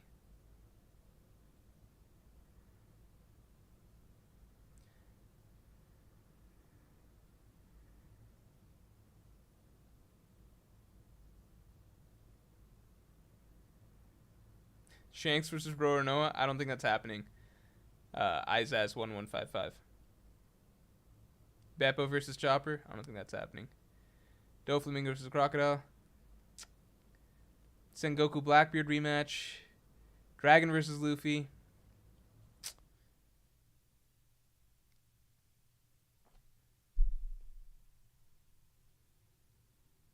This is too many options. Alright, that's it. I'm just going to put Sanji versus... I can't pick. Too many options. I'm going to go with Sanji versus Lucky Roo. That's it. That's what we got to roll with. That's it. All right. These are some fun matchups. I think Blackbeard Pirates wise, I can roll with this. I'm still really not sure. To me, Sanji is still the big question mark. To me, Sanji's still the big question mark. I'm kind of still leaning towards my original take. I'm going to say this was Morj's solo take. Let's put that here. I think left to my own devices, this is what I lean towards. But I would agree. I see why this whole lineup makes a lot of sense. I could see this. This is what we initially voted for that just doesn't work out. But through some trial and error, we landed on this combination. And these are just some random shit. We could have gone more in depth into some other matchups that could have happened. But, you know, the stream turns out the way it turns out. It's just the way it is. All right, guys. Thanks for tuning in, everybody. Yeah. And one good thing that I'll leave this on is that I've been seeing things. No actual spoilers have been revealed for the next chapter whatsoever. But I've been seeing people say that, like, hey, 1082 is supposed to be, like, just as big as the previous chapters. So, no One Piece this week, but we got something really, really good around the corner. So, I don't know. This is a crazy time to be a One Piece fan. Don't know what matchup we get in the future, next chapter, whatever, but I guess we'll find out. All right, guys, that's it for today. I'll talk to you all later. Thanks for tuning in again.